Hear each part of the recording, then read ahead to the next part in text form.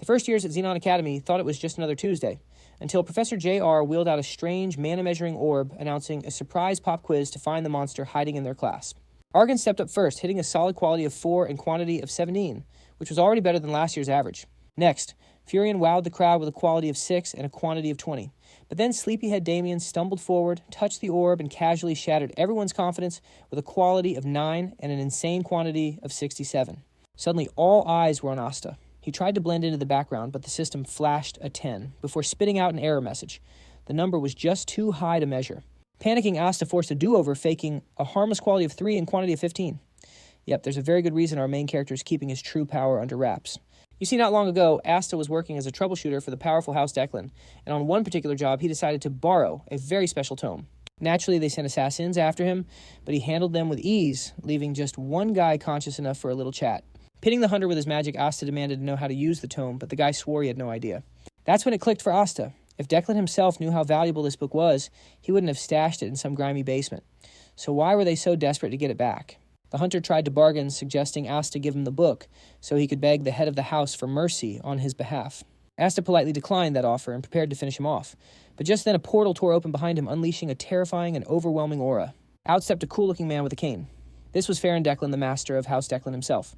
Farron calmly told Asta he'd like the tome back, and then they could have a little chat. Asta could feel the immense power radiating from the man in front of him. He'd been a troubleshooter for over 10 years, half of them with House Declan, but this was the first time he'd ever laid eyes on the legendary family head.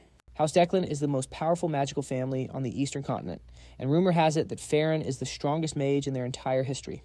Every instinct in Asta's body was screaming danger, but he decided to play it cool. Asta cheekily asked if Farron was really trying to steal someone else's loot. Farron just laughed, but Asta felt a cold sweat knowing he was in deep, deep trouble. He had to admit Farron's aura was the most suffocating presence he had ever felt in his life. Farron made it clear he could easily end Asta and take the book, but he preferred to talk. In fact, he wanted to offer Asta his old job back at House Declan. He promised to forgive all of Asta's transgressions if he would just return to the family, and hand over the tome, of course. Farron confessed he was impressed. For someone from the Grey Zone, Asta had mastered some incredibly effective techniques, and he didn't want that talent to go to waste. Farron continued his sweet-talking sales pitch, promising Asta could achieve incredible heights with the full support of House Declan. After listing all the amazing benefits, he got back to the most important part, returning the book. Just then, Asta said he agreed to the terms, and Farron let out a sigh of relief. But then Asta added that he had one tiny condition of his own. He looked Farron dead in the eye and demanded he be made the new head of the house. To show he meant business, Asta casually finished off his hostage. This understandably ticked Farron off. He warned Asta that he had just chosen a very painful path for himself. Asta knew Farron was right, but he charged forward anyway, eager to measure the gap between their strengths. Farron effortlessly blocked Asta's blue flame with a simple red shield. Farron realized it was time to teach the boy a proper lesson about the pecking order. Looking bored, Farron unleashed a casual blast of magic that sent Asta tumbling backward, nearly scorching him to a crisp. It was then that Asta truly understood the power of a house head. He couldn't find a single opening, and before he could even think, Farron hit him with another attack. Farron told him there was no need to measure anything. He was simply on a completely different level. Asta found himself caught in a massive magical attack he couldn't possibly dodge. He got slammed, but Farron held back, letting Asta know he could have ended it right there. He reminded Asta he wasn't trying to kill him, he just wanted to talk. Asta then asked what would happen if he actually agreed to come back. Farron bluntly replied that he wouldn't believe him for a second. Glad they were on the same page, Asta began powering up another spell. Asta declared that he was done being a dog on someone else's leash. Pouring every last bit of power he had into the attack, he lit up like a bolt of lightning. He leaped toward Farron, shouting that he would never go back to the kennel. But even his strongest attack fizzled out against Farron's defenses. With a sigh, Farron finally decided to show him what real power looked like. The next thing Asta knew, he was hit so hard his life flashed before his eyes. When he opened his eyes, Farron was looking down at him. "Do you finally understand?" he asked. Asta admitted that Farron was pretty strong. Since they were talking, he cheekily asked if he could have his old troubleshooter job back. But Farron revealed he had something much bigger in mind. He didn't want Asta as a troubleshooter. He wanted him to become the head of the Bongshin family. Asta was completely stunned. This was an offer he never saw coming. Since House Declan was powerful enough to vie for the throne, Asta quickly put the pieces together. Farron wanted to install him as a puppet leader to make the Bongshin family their loyal vassal. Finally, understanding the endgame, Asta reached into his storage and pulled out the tome. Farron smiled, thinking he'd won, saying he wanted both Asta and the book. Farron was sure Asta was making the smart choice, but just as he reached for the tome, Asta set it on fire, leaving Farron utterly speechless.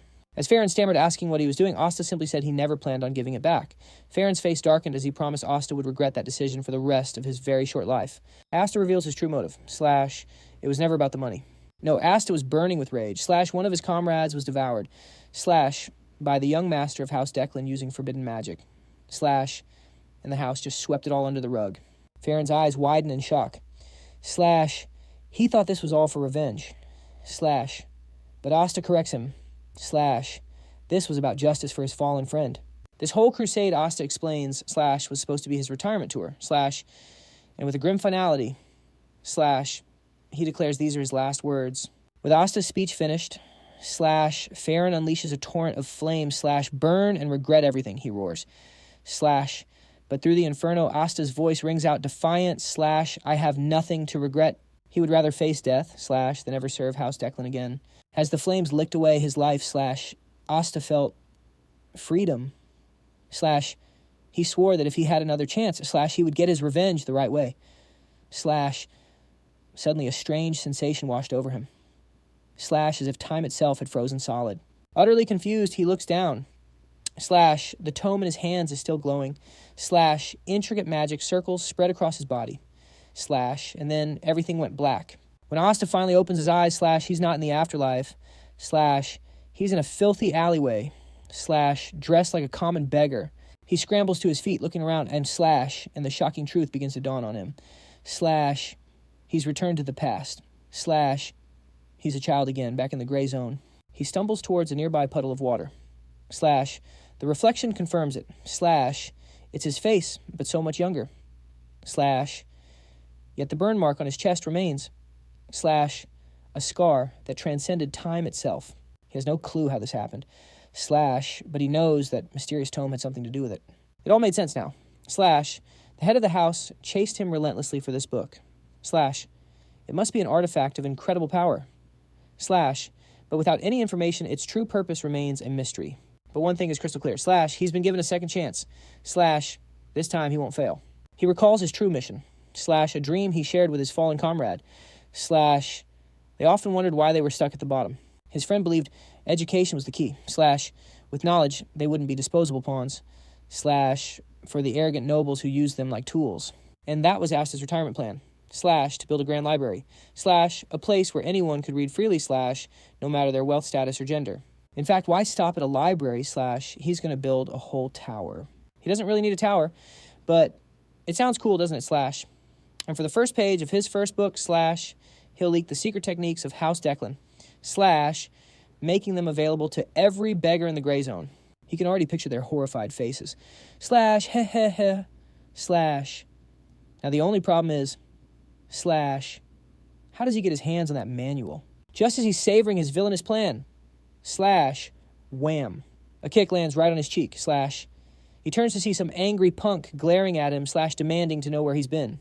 The kicks keep coming to Slash. Apparently Asta missed his shift as this guy's designated seat warmer. Slash, Asta racks his brain, but he can't remember this nobody, Slash, who's suddenly using him as a punching bag. But Asta is no longer the weakling he once was. Slash, he's not about to let some random thug walk all over him. Slash, with lightning speed, he snatches the bully's leg.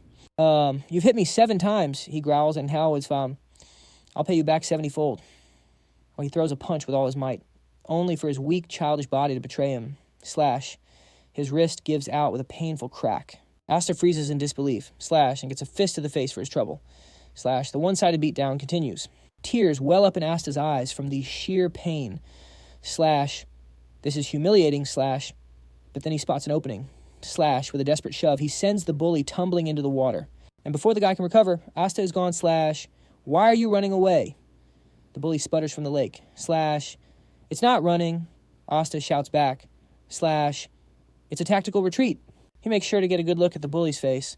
Slash, I'll remember you. As a veteran troubleshooter, he never forgets a debt. Slash, every single hit has been recorded. Slash, he will get his revenge. Slash, hiding in an alley, he glares at his sprained wrist. He can't believe how pathetic his body is. Slash, it broke from a single punch. Slash, okay, new plan. The Grand Library dream is on hold. Slash, first priority, train this weak, useless body. Suddenly a voice pipes up. Are you hungry? Slash, Asta looks up to see a strange kid with a striking red eye. Slash, confused. Asta asks if they know each other. The boy just shakes his head, saying he has no idea who Asta is. Slash, Asta can tell right away. Slash, this kid is definitely a noble. He must be some cast-off from a noble power struggle. Asta immediately labels him a walking pretty boy time bomb. The kid then introduces himself. His name is Damien. Asta is officially weirded out. Why is this creepy kid just staring at him and spilling his name? He can't help but ask, "Hey, are you all there in the head?" Ignoring the insult, Damien says he doesn't have a mom. And I don't have a dad. Asta retorts. Is this some kind of tragic backstory competition? Asta decides he wants nothing to do with this. He tells the kid they should just go their separate ways. He has enough problems without getting involved with a ticking time bomb. But a few moments later, Damien is still there, just standing. The creep factor is rising. Asta finally asks if he's ever going to leave. To his horror, Damien declares, "I'm coming with you." A primal urge to just smack the kid flashes through Asta's mind. Maybe that would knock some sense into him. But he resists and just tells Damien to get lost. Just then, Damien points to the bruise on Asta's head. "I can heal that," he says with an unnerving smile. A glowing magic circle appears. As healing particles begin to drift towards Asta. At first, Asta thinks it's a simple magic touch spell. But he quickly realizes he's wrong. This isn't just any basic healing. This is the legendary Light of Healing. A secret technique known only to House Blandor, the very same House Blandor, that was destroyed by House Declan. Asta's internal alarm starts screaming. He's just stumbled into something incredibly dangerous. Why would a child from House Blandor, be hiding in the gray zone? In this timeline, the Blandor family should still be at its peak, lost in thought Asta accidentally says Damien's name out loud. The boy answers excitedly, his other eye flying open. Revealing a brilliant green iris. He has heterochromia, 2 different colored eyes. Seeing them together jogs a forgotten memory in Asta's mind. Something terrifyingly important. The odd-eyed kid, he was the one who would later be known, as the Monster of Blandor, the Mad Butcher, an immortal monster who couldn't be killed. After Damien finishes healing Asta, he just squats down and starts counting ants, acting like a totally normal kid. Asta is left completely baffled. Before his regression back when he was a troubleshooter, he and his team were ordered by the Declan family to go to the Blandor estate. The story was that the Blandor family had a monster problem and needed help. As Asta and his comrades headed over, they were expecting to find an ogre or some other beast. But when they arrived, they walked into an absolute bloodbath. It was Damien tearing people to shreds like it was child's play. Damien was endlessly casting healing magic, laughing like a maniac as he fought. That's how he earned his nickname, the Monster of Blandor, the Butcher, who simply wouldn't die. Asta shakes the memory away, forcing himself to focus on the here and now. He can't wrap his head around why a direct heir of the Blandor family is standing right in front of him. As the only successor, it makes 0 sense for him to be in the gray zone. Just then, Damien comes up with a strange idea. He looks at Asta and says they should eat. He explains that his mom told him, "You have to eat to be healthy," and figures Asta is weak because he hasn't been eating enough. Asta has to admit the kid's got a point. He can't really argue with that logic. So Asta asks him if he has any money. Damien nods and pulls out a pouch stuffed with shiny gold coins. Asta's eyes light up like he's just seen a treasure chest. He immediately throws an arm around Damien, declaring them best friends. Damien is a little stunned by this sudden bond, but Asta smoothly charms his way through it. Asta then explains that friends are supposed to share everything they have. Damien, being an innocent kid, falls for it. Hook, line, and sinker. Asta suggests they go grab some food, and Damien happily agrees. After stuffing themselves, they find a small shelter to rest. For the first time ever, Asta's stomach is actually full. Damien looks around, surprised that there's a house built right above the place where they ate.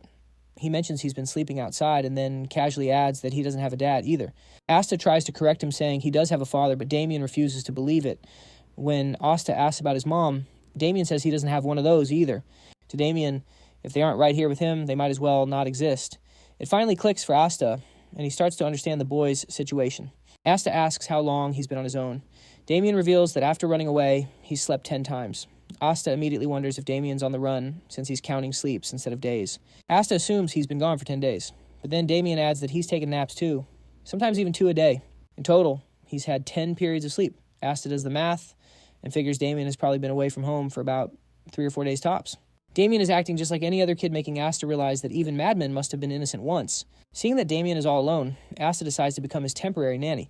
It's a perfect chance to build a connection with the Blandor family, which could be a huge advantage against the Declans in the future. Still, Asta can't stop thinking about the guy who hit him 57 times. Before lying down, Asta tells Damien not to bother him because he has something important to do. Damien instantly guesses that Asta is going to practice his breathing. In his past life, Asta's magical foundation was pretty weak, which forced him to sneak into noble houses to steal their spellbooks. He nearly died multiple times doing it, but he managed to learn several spells, including the hardened body technique used by knights. He picked up a few others, but it wasn't until he was on the brink of death that he witnessed true power. This time, however, he plans to get strong the right way. The spell he's aiming for is Declan's foundational art, the Heavenly Origin Technique. It's a base-level art that allows a user to handle every attribute of mana. He'd memorized it for research purposes before, but now he's thrilled to actually be able to use the breathing technique himself. The moment he activates it, a powerful wave of energy surges through him, feeling like he's being burned by lava. The pain is unbearable, but Asta grits his teeth, determined to push through. He can literally see impurities being scorched from his body. This technique is exclusive to high nobles, designed to force mana through the circuits and burn them clean. Asta loses himself in the process, feeling as though he's submerged in a pure mana pool. When he finally wakes up from the agonizing training, Damien is fast asleep. Asta is amazed to find that his mana circuits are completely free of impurities. On top of that, his mana is now purer than it ever was in his past life. Even so, he knows it's nowhere near enough to take on Declan. But his chances have definitely gone up. Asta pumps himself up, reminding himself that he's a troubleshooter, and troubleshooters never ever give up. A little later, Asta helps Damien disguise himself by changing his hair color to brown. He also swaps out his clothes and gives him a cap to wear to make sure no one recognizes him. Damien then asks what they're going to do next. Asta just grins and tells him they're going out to cause a little chaos. Soon enough, Asta finds the very guy who hit him 57 times. The moment the bully spots him, he starts running his mouth, but before he can get another word out, Asta slams a fist right into his gut. A shockwave of pain rips through the guy's body, and he instantly crumples to the ground, out cold. Asta feels a surge of pride, happy that his punch landed perfectly, but he's far from finished. He still plans on hitting him another 123 times. The commotion brings the rest of the household out, only to find their youngest member at the center of it all. Asta is already fantasizing about all the ways he's going to make them pay. Unleashing his pent-up anger, Asta starts taking down the other guys. He channels mana into his fists, making every single punch sting that much more. Damien stands back and watches Asta's rampage with a huge smile, enjoying the show. Then he makes things even worse for the bullies by starting to heal them, ensuring they're conscious for more of Asta's punishment. The first person he heals is, of course, the guy Asta has a personal grudge against. The bully thinks Damien is helping him right up until Asta grabs him again, reminding him of just how many hits are still left. After his fists get tired, Asta grabs a nearby cane. He whips the main guy so hard that his rear end feels like it's on fire, but Asta still isn't satisfied. He then calls for Damien to patch him up, all set to start the process over again. To his victim, he wasn't looking at kids, but a gang of devilish maniacs hungry for his life force. After a full day of this rigorous training opportunity, Asta finally decided to call it quits, and for the cherry on top, he genuinely thanked his victims for all their help. They had served as his personal punching bags, and he felt incredibly accomplished. He'd landed over 100 hits per person, totaling more than 1,000, and he couldn't be prouder. The leader of the battered group politely asks Asta if they're free to go, and he agrees. The guy then subtly reminds Asta that this is his house, basically telling Asta to be the one to get lost. Asta picked up on that, immediately hitting him with a glare so terrifying that the man and his friends huddled together in a corner. Just then, Asta sensed someone approaching. He could tell from their movements that this person was a professional, like a troubleshooter. That's when it clicked. This person was probably here for Damien. Asta was surprised they'd been found, even though he had been careful. Asta knew he was in a tricky spot, but he wasn't the type to just sit back and wait for an attack. In his past life, as a troubleshooter, he was constantly thrown into tough situations, and this was just another one. He gathered all the mana he could, compressing it over and over. With it, he formed a mana bullet and aimed it right at the incoming figure. He fired, but the man suddenly dropped into a knee slide, dodging the blast while shouting Damien's name and calling him master. The man slid right up to Damien, and it was clear they knew each other. Turns out he's a butler for the family, named Alfredo. He hugged Damien tightly, but the kid told him to let go. Alfredo refused, insisting he had to take Damien back home. Asta just stood back, watching this bizarre reunion unfold. It finally dawned on him that Damien must have run away from home. After the introductions were over, Alfredo invited Asta to come back to the estate with them, noticing how fond Damien seemed to be of him. Asta took a moment to consider the offer. He knew they were a prestigious family, but he couldn't quite figure out what they were really after. Still, he'd been planning on making a connection with them anyway. Since their territory was on the way to the city, it was actually pretty convenient. The Xenon Academy was also nearby, and Asta had heard its library was top-notch. He planned to scope it out as research for building his own library one day. Having weighed the pros and cons, Asta accepted the offer. A short while later, they arrived at the Grand Family Estate. Stepping out of the carriage, Asta realized this was his first official visit. Since it was already late, Alfredo suggested everyone get some rest. He called over a maid Lancancy and told her to look after the kids. Lance shot Damien a look so cold, the boy knew he was in for it. Later that night, Alfredo went to the chambers of the matron Gamo. He reported that Damien had been in the gray zone, but that he'd brought him back safely. Gamo, a woman of impulse, unleashed a powerful attack spell in a fit of rage before even hearing that her son was okay. She let out a huge sigh of relief, and Alfredo did too. He knew all too well that hurting Damien would have been a death sentence. Gamo was once known as the Blood Witch, and her fury was the stuff of legends.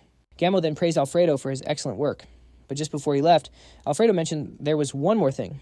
He told her that Damien's new friend, Asta, had sensed his presence long before he revealed himself. Not only that, he'd already prepared a counterattack. Alfredo revealed that the boy was ready to fire a mana bullet the moment they faced off.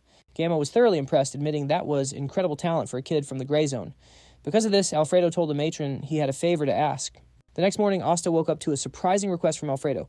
He wanted Asta to become his successor. Asta was completely floored, and Alfredo was glad he'd managed to surprise him. He was sure Asta would leap at the chance, seeing as it was a once-in-a-lifetime opportunity. But Alfredo was left speechless when Asta flat out refused. Alfredo thought he must be hearing things. Even Damien was stunned that Asta had rejected such an amazing offer. Asta admitted it was a huge honor, but he told Alfredo that he was perfectly happy with the way things were. Alfredo immediately assumed Asta, being from the gray zone, had learned magic by pure talent and was now full of himself. So Alfredo tried to bring him down a peg, explaining that the world was vast and that Asta knew nothing of its true dangers.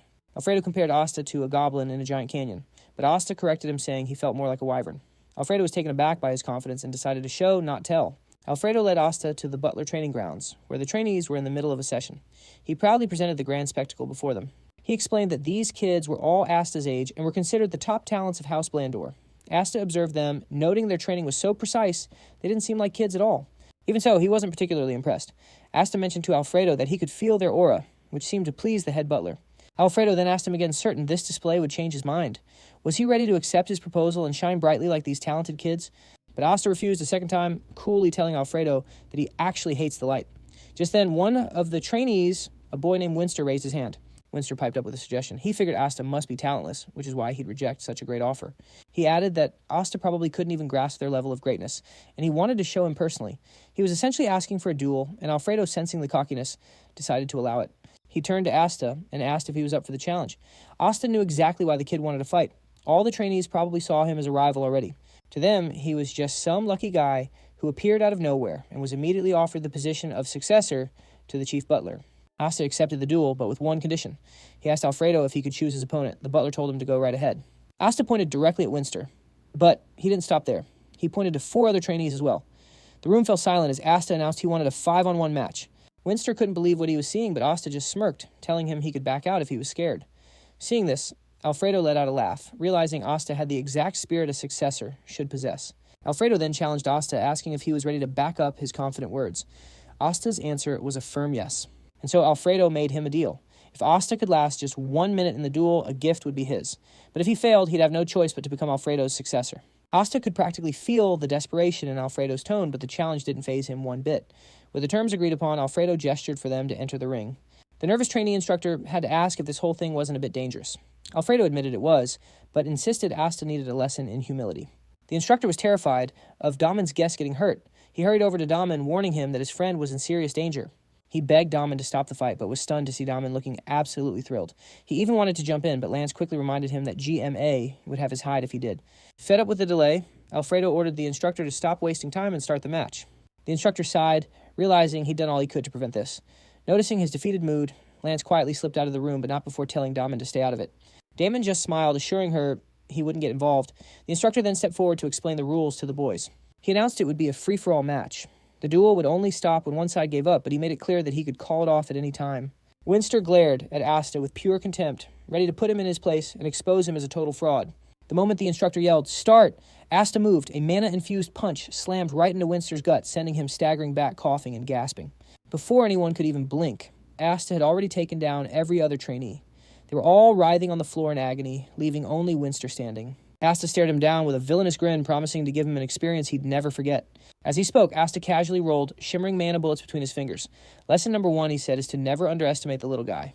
Winster's blood ran cold. He knew exactly how much skill it took to conjure a mana bullet, and Asta was doing it like it was nothing. Asta continued his lecture. Lesson 2, he announced, is to stop judging people so quickly. He punctuated this point by launching the mana bullets at Winster and his friends. They all cried out as the bullets struck, sending waves of intense pain through them. And for lesson number 3, Asta added that the world is a vast and bitter place. He then closed the distance to Winster and finished the job with a single punch. Asta smiled brightly at the fallen trainees, promising to personally teach them these lessons from now on. Winster screamed in agony, calling Asta a complete lunatic. He yelled that this wasn't magic, but Asta cheerfully argued that it certainly was. As if to prove his point, Asta delivered another kick to Winster's head, telling him it was called physical magic. Everyone watching was completely stunned as Asta effortlessly tossed the trainees around. He dragged them about as if they were his personal marionettes. Alfredo was utterly speechless, his mind fixated on the magic bullet he had just seen. He couldn't help but wonder how many times that magic had been compressed. Based on their sheer power, Alfredo guessed it must have been at least 4 or 5 times. It suddenly dawned on him that if he had been hit by one of those mana bullets back then, it could have done some serious damage. He finally understood. Asta had perfect control over his innate mana, and on top of that, he was a ridiculously talented brawler. Meanwhile, in the back, Daman was busy healing the trainees just so Asta could have more fun beating them up again. But suddenly Lance returned, and this time, Gamma was with her. She immediately called out for Alfredo. The instructor saw the matron and breathed a massive sigh of relief, thinking they were finally saved. Gammo demanded to know what was going on, and Alfredo meekly explained he was just running a little test. Gammo stared at the scene in disbelief. Asta was demolishing the trainees while Daman was acting as his personal support healer. This was a test. Gammo had seen enough. She ordered Alfredo to gather the trainees and have them withdraw immediately. She then told Daman and Asta to go to their rooms. As a final act, she walked over to the instructor and informed him that he was fired, leaving the poor man in total shock. Later that night, Gammo told Alfredo that he had taken things way too far, even if his intentions were good. Alfredo humbly admitted his mistake and said he was ready to accept any punishment. Gammo then asked if Daman had helped Asta during the fight, but Alfredo shook his head. No, he said, Asta is just naturally gifted at hitting people. Alfredo went on explaining to Gammo that Asta had used that magic bullet technique again, but this time he had compressed it multiple times to amplify its power. Hearing this, Gammo realized that Asta's control over his mana was exceptional. Even though she hadn't seen the whole fight, she'd arrived in time to see him take on 5 trainees at once without breaking a sweat. Gammo knew that properly handling a magic bullet was a difficult feat, even for a high-ranking mage. She then asked about the successor proposal. Alfredo informed her that Asta had rejected it without a second thought. Gammo knew then that she needed to seriously reevaluate this kid. She told Alfredo to bring Asta to her. A few moments later, Asta was standing before Gammo with Daman also in the room, casually munching on cookies like a spoiled child. Before Gammo said a word, she placed a box on the table in front of Asta. He looked at it confused until Gammo reminded him of Alfredo's promised gift. Asta was even more surprised that Gammo herself was presenting it. She urged him to open the box, and when he did, his eyes went wide. Inside was a high-grade item. Asta was shocked. He knew that even within the esteemed Blandor family, only recruits from the top 5 mage divisions ever received something like this. A gift this valuable had to have strings attached. As if reading his mind, Gammo told him he could take it without any worries. Gammo explained that it was a thank you for helping her son in the gray zone, and also an apology for the chaos that happened earlier. Asta wasn't about to walk into a trap. He asked if he'd be forced to join Blandor if he took it, but she said no. He then asked if it was poison, but her answer was still no. Asta was floored. There were truly no conditions. With his suspicions finally put to rest, Asta gratefully thanked the matron for the incredible gift. With that, Gammo mentioned she had a proposal for him, and in that moment, Asta knew his hunch was right. She revealed her plan to arrange Asta's admission into the academy so he could attend alongside Damien. Asta was a bit confused by the offer, so Gammo explained that Damien was supposed to have started last year, but refused pushing everything back to now. Of course, she never expected her son to just up and run away like he did. She could already see that Damien liked Asta, which is why she was asking for his help. Asta quickly realized her strategy. If she forced Damien to attend, he'd just run away again. Besides, Asta recognized this as a rare opportunity for himself. The connections he could make at the academy would be invaluable, so it wasn't a bad proposition at all. It was a great idea, but it also felt a bit like someone was putting a leash on him. So he respectfully told the lady he would think it over. Gammo was perfectly fine with that and said she would await his reply. Then she casually asked why Asta had rejected the offer to be Alfredo's successor. Asta could sense Alfredo eavesdropping nearby and decided to poke a little fun at his ego.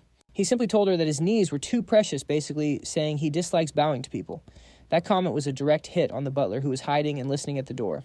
When Asta got back to his room, he consumed the item and was blown away by the changes happening to his body.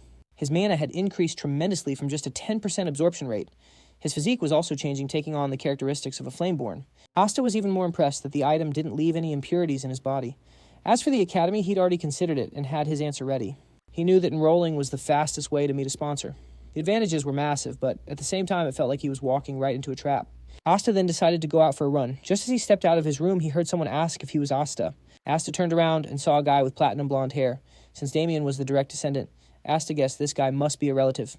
Asta decided to play dumb, telling the guy he wasn't the Asta he was looking for. The guy was shocked, saying Asta matched the description perfectly. Asta coolly explained that lighting can change how hair looks, implying many other things could be different as well. The guy figured he had the wrong person and turned to leave, apologizing for the misunderstanding. But at that exact moment, Alfredo came rushing over and called out Asta's name at the worst possible time. He was there to talk about the butler thing again, but by yelling his name, Alfredo had completely blown Asta's cover to the stranger, who was just about to leave. The guy spun around saying he knew it and that Asta just had an unpleasant face. With no way to deny it, Asta admitted he was the one he was looking for. This infuriated the guy, but when he noticed Alfredo was present, he decided to back off. However, he ordered Asta to come to the mage hall later so he could beat him up and teach him some manners. After the guy left, Alfredo asked Asta if something was wrong, but he just said no. Deep down, Asta was already looking for someone to vent his anger on, and this guy seemed like the perfect test subject. Asta planned to head to the mage's hall later and put him in his place. He then asked Alfredo if it was possible to see Gamo right away and was promptly taken to her office. Gamo was surprised that Asta requested a meeting so early. She asked if he'd made up his mind about their conversation, and he said yes. Shockingly, he told Gamo that he planned to enroll in the academy, just as she had offered. Gamo was surprised to hear this, but also very relieved. Gamo then told Asta they would prepare everything right away. With that, Asta left the room and Alfredo entered. He asked Gamo about Asta, and she assured him that he had accepted the offer. Alfredo was thrilled to hear this and celebrated their win. Apparently, their plan was to cover Asta's tuition for the first semester. But for the next semester, Asta would struggle to pay his tuition. Alfredo believed that Asta would become anxious as he grew more eager to learn. That's when Alfredo planned to step in and offer a helping hand. Gamo had to call Alfredo to order, telling him he was being too loud. Alfredo apologized and headed to the kitchen since it was almost time for breakfast. After he was gone, Gamo understood why Alfredo was so happy. She knew he finally had a chance to make Asta his successor, but at the same time, Gamo thought it was a rather sloppy plan. However, Alfredo seemed very confident because the former head butler had used the same exact trick on him. Asta then decided to head to the mage hall where the jerk from earlier told him to go. Asta opened the door to see a mage with his face covered by a hood asking him why he had come. Since Asta didn't know the brat's name, he began to stutter. Suddenly the mage became lively, telling Asta he had been waiting for him. He asked Asta to follow him and took him to another room. He urged him to enter, but to mind his head. Asta walked in and was immediately hit with several notes flying around. It dawned on him why the mage told him to watch his head. He soon came across a man who introduced himself as Wenji von Blondor. He asked Asta if he had come to see his little brother, but Asta was genuinely confused by the question. He wondered if the brat from earlier was his brother. Apparently, this reminded Asta of something he knew about mages from his past life. There is a common characteristic among mages. They initially get disheveled hair, and they eventually pull it out, which stops it from growing back. Basically, Asta had divided it into 3 stages. The first stage is for mages to deny their hair is falling out and wear their robes over it. The second stage is to just give up and reveal their bald head. Then the third stage is where they just accept reality and go totally bald by shaving their heads. However, the fourth stage is where they conduct research on how to make the impossible become possible. They will always try to use magic to make their hair grow, but no one has ever succeeded with this. However, none of these characteristics seem to apply to Wenji, who was standing comfortably in front of him. Before anything, Wenji apologized for the behavior of his younger brother. So Asta casually asked WGI if he works at an academy. WGI reveals he's not just a teacher, he's the vice dean. He then calmly serves Asta a drink. Asta is genuinely impressed. To be a vice dean at his age, WGI must be incredibly skilled. That's a position you can't get just through family connections. WGI chuckles, remarking that Asta is definitely different from the others. He then reveals he knows all about Asta's invitation to the prestigious Xenon Academy. Congratulations, WGI says with a smile.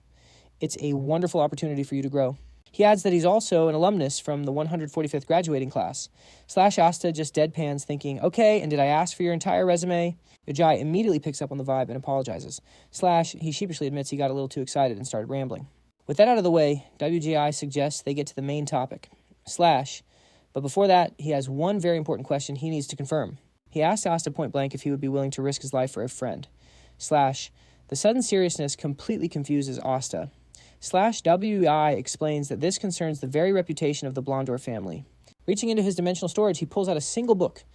The moment Asta sees it, his eyes light up with pure shock. WGI lays out the deal, risk his life, and this legendary tome is his. It's the ultimate secret art of the Blondor family, the healing light. Meanwhile, in her garden, Gamo thinks about Damien's upcoming move to the academy. She feels relieved that everything went so smoothly. She also reflects on what a good friend Asta has been to her son. She knows Asta has a good heart, even if Alfredo calls him a bit of a jerk sometimes. Gamo isn't worried, though. Every young person has a bit of a shameless side. She's just so happy that learning about Damien's noble background didn't change Asta one bit. She knows people like Asta are rare, which is exactly why she wants to keep him by her son's side. Still Gamo understands a bitter truth. Asta's a free bird, and he'll never let anyone put him in a cage. Even so, she's already scheming up ways to keep him close. For her son's sake, she's willing to do whatever it takes. Back at the hall. Asta's mind is racing. Why on earth would WGI offer up his family's most sacred technique? He carefully analyzes the situation, sniffing out any potential traps. WGI, in turn, tries to read Asta's expression, but finds nothing. Our main character is a total blank slate. It's like trying to figure out the identity of a man wearing an iron mask. WGI warns him to think his answer through carefully and not be blinded by the incredible reward. Asta looks at him and says he's ready to give his answer. Asta's reply is simple. If it's something he can do, he'll do it. Slash, if not, he won't. Slash. But Wijai clarifies that just hearing the proposal could put his life in danger. He adds a chilling condition if Asta hears the plan and refuses. Slash, WGI might have to kill him right here and now. With zero fear in his voice, Asta coolly replies that he can try. Slash, after all, you only live once. Though for Asta, this is technically round 2. Hearing this, WG unleashes a terrifying aura to pressure him, but Asta remains completely unshaken. Slash, realizing this guy is impossible to intimidate. WG's serious face breaks into a grin. Slash, he tells Asta that he's just passed the test. Wijai explains that he needs someone he can trust, someone from outside his family. Slash, after a bit of rambling, he finally gets to the heart of the matter. This isn't some internal power struggle. Slash, in fact, his family is very united. Slash, the problem is he's under intense surveillance by the Declan family. Asta's eyes widen at the mention of that name. Slash, he immediately asks why the Declan family would be watching him so closely. WGI finally reveals his insane dilemma. Slash, he's been researching the Declan family's origin magic. Slash, and he may have made a groundbreaking discovery. Unbelievably, he managed to get his hands on the Declan family's heavenly origin magic, a technique exclusive to their bloodline. The second Asta hears this, his blood runs cold. Slash, he realizes he's sitting across from a dead man walking. Slash, he has to ask, are you researching it to destroy it? But Wijai reveals something even crazier. Slash, he's actually found a way to improve the Declan's secret art, evolving it into a state of absolute perfection. Asta's just speechless. Slash, this guy isn't just a researcher. Slash, he's a complete madman with an absolute death wish. WGI claims the temptation to perfect the magic was just too strong to resist. Slash, Asta thinks he's a total lunatic, but then he realizes the timing matches up perfectly. In his past life, right when the Declan family wiped out the Blonders, Slash, WGI was holed up researching his new 10,000 circle magic. That explains why Declan attacked so ruthlessly. Slash, he must have seen the terrifying potential of what the 10,000 circle could become. It all starts to click into place. Declan must have stolen and adopted the perfected magic, which is how he became so insanely powerful. WGI asks Asta if he's willing to help take his research to the next level. Asta immediately questions why WGI came to him for such a dangerous mission. Slash, WGI admits he can't report his findings to his own family because he's certain there's a mole, but he can't figure out who. Asta suggests it might be a secretary, but WGI shakes his head. Slash, he thinks the leak is related to how he acquired the research materials in the first place. Wijai explains that the moment he knew he'd been discovered, he started taking countermeasures. Asta brings up a valid point. Why not just defect to the Declan family? Slash, with what you know, they'd welcome you with open arms. Wijai says he has his personal reasons for refusing. Slash, and since Asta has no ties to the Blonder family, he's the perfect neutral party to help. He explains that it's a joint research project, but he's hit a wall and can't proceed. Slash, of course, WGI promises Asta will be rewarded handsomely. The mission is simple. Deliver his thesis to a Professor Perun at Xenon Academy. Slash, the reward, the legendary healing light spell.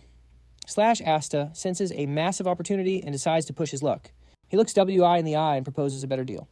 Slash, he'll take the healing light spell now as a down payment. Slash, and once the 10,000 circle is complete, he wants that too. Asta's going for the double or nothing jackpot. Slash, when Wijai hears this, he can't help but laugh, admitting that Asta is truly a shameless jerk. But with the mission being so critical, WGI has no choice but to agree. Slash, he gives his word, once the task is done, the perfected spell will be Asta's. But WGI had one condition of his own. He needed Asta's help with something first, and Asta quickly agreed, saying it was no problem at all. As Asta took the thesis, he playfully teased WJI, pretending he couldn't read. He quickly dropped the act, letting him know it was all just a joke. Then Asta got serious, asking if Professor Perun was trustworthy. WJI revealed they were old rivals from their academy days. The two of them were always competing, trying to one-up each other in everything, but that all stopped when WJI had to return to his family. Asta couldn't help but sigh. He was about to deal with another eccentric, just like WJI. Back in his room, a mountain of books from WJI was waiting for him. There was also a letter included. Inside WJ, I had laid out the perfect reading order to help Asta cultivate his knowledge efficiently. Asta immediately got to work organizing the books, admitting that WJI was a true genius. He then started a list of his book sponsors with WJI right at the very top. He had a grand plan to place the Healing Light book in the tower he would eventually build. It would be a public good for everyone to read, though he'd have to clear it with Damien first. He figured he'd just use his friendship privilege to get Damien on board. Asta was already getting excited about his future library, a place for everyone to learn magic. He knew meeting WJI was a pivotal moment. Meanwhile, WJI felt the exact same way, intrigued by this useful new acquaintance. More than anything, he was impressed by Asta's complete lack of fear when faced with death. Sure, it was just an empty threat. But the fact that Asta didn't even flinch made him endlessly fascinating. WJ. I could see it in his eyes. This was a man who didn't fear the end. I was thrilled to have found someone so capable, unlike the usual sycophants he dealt with. He could also tell Asta was hiding some major secrets, which only made things more interesting. In Asta, he saw someone who shared the very same dream as him. With that settled, Asta began to prepare for the academy. He packed his belongings and slipped into the crisp, new academy uniform. Lance arrived at his door to escort him, explaining he'd just need to do some simple paperwork upon arrival. Lance then dropped a little bomb. Both he and Damien were exempt from the entrance exam.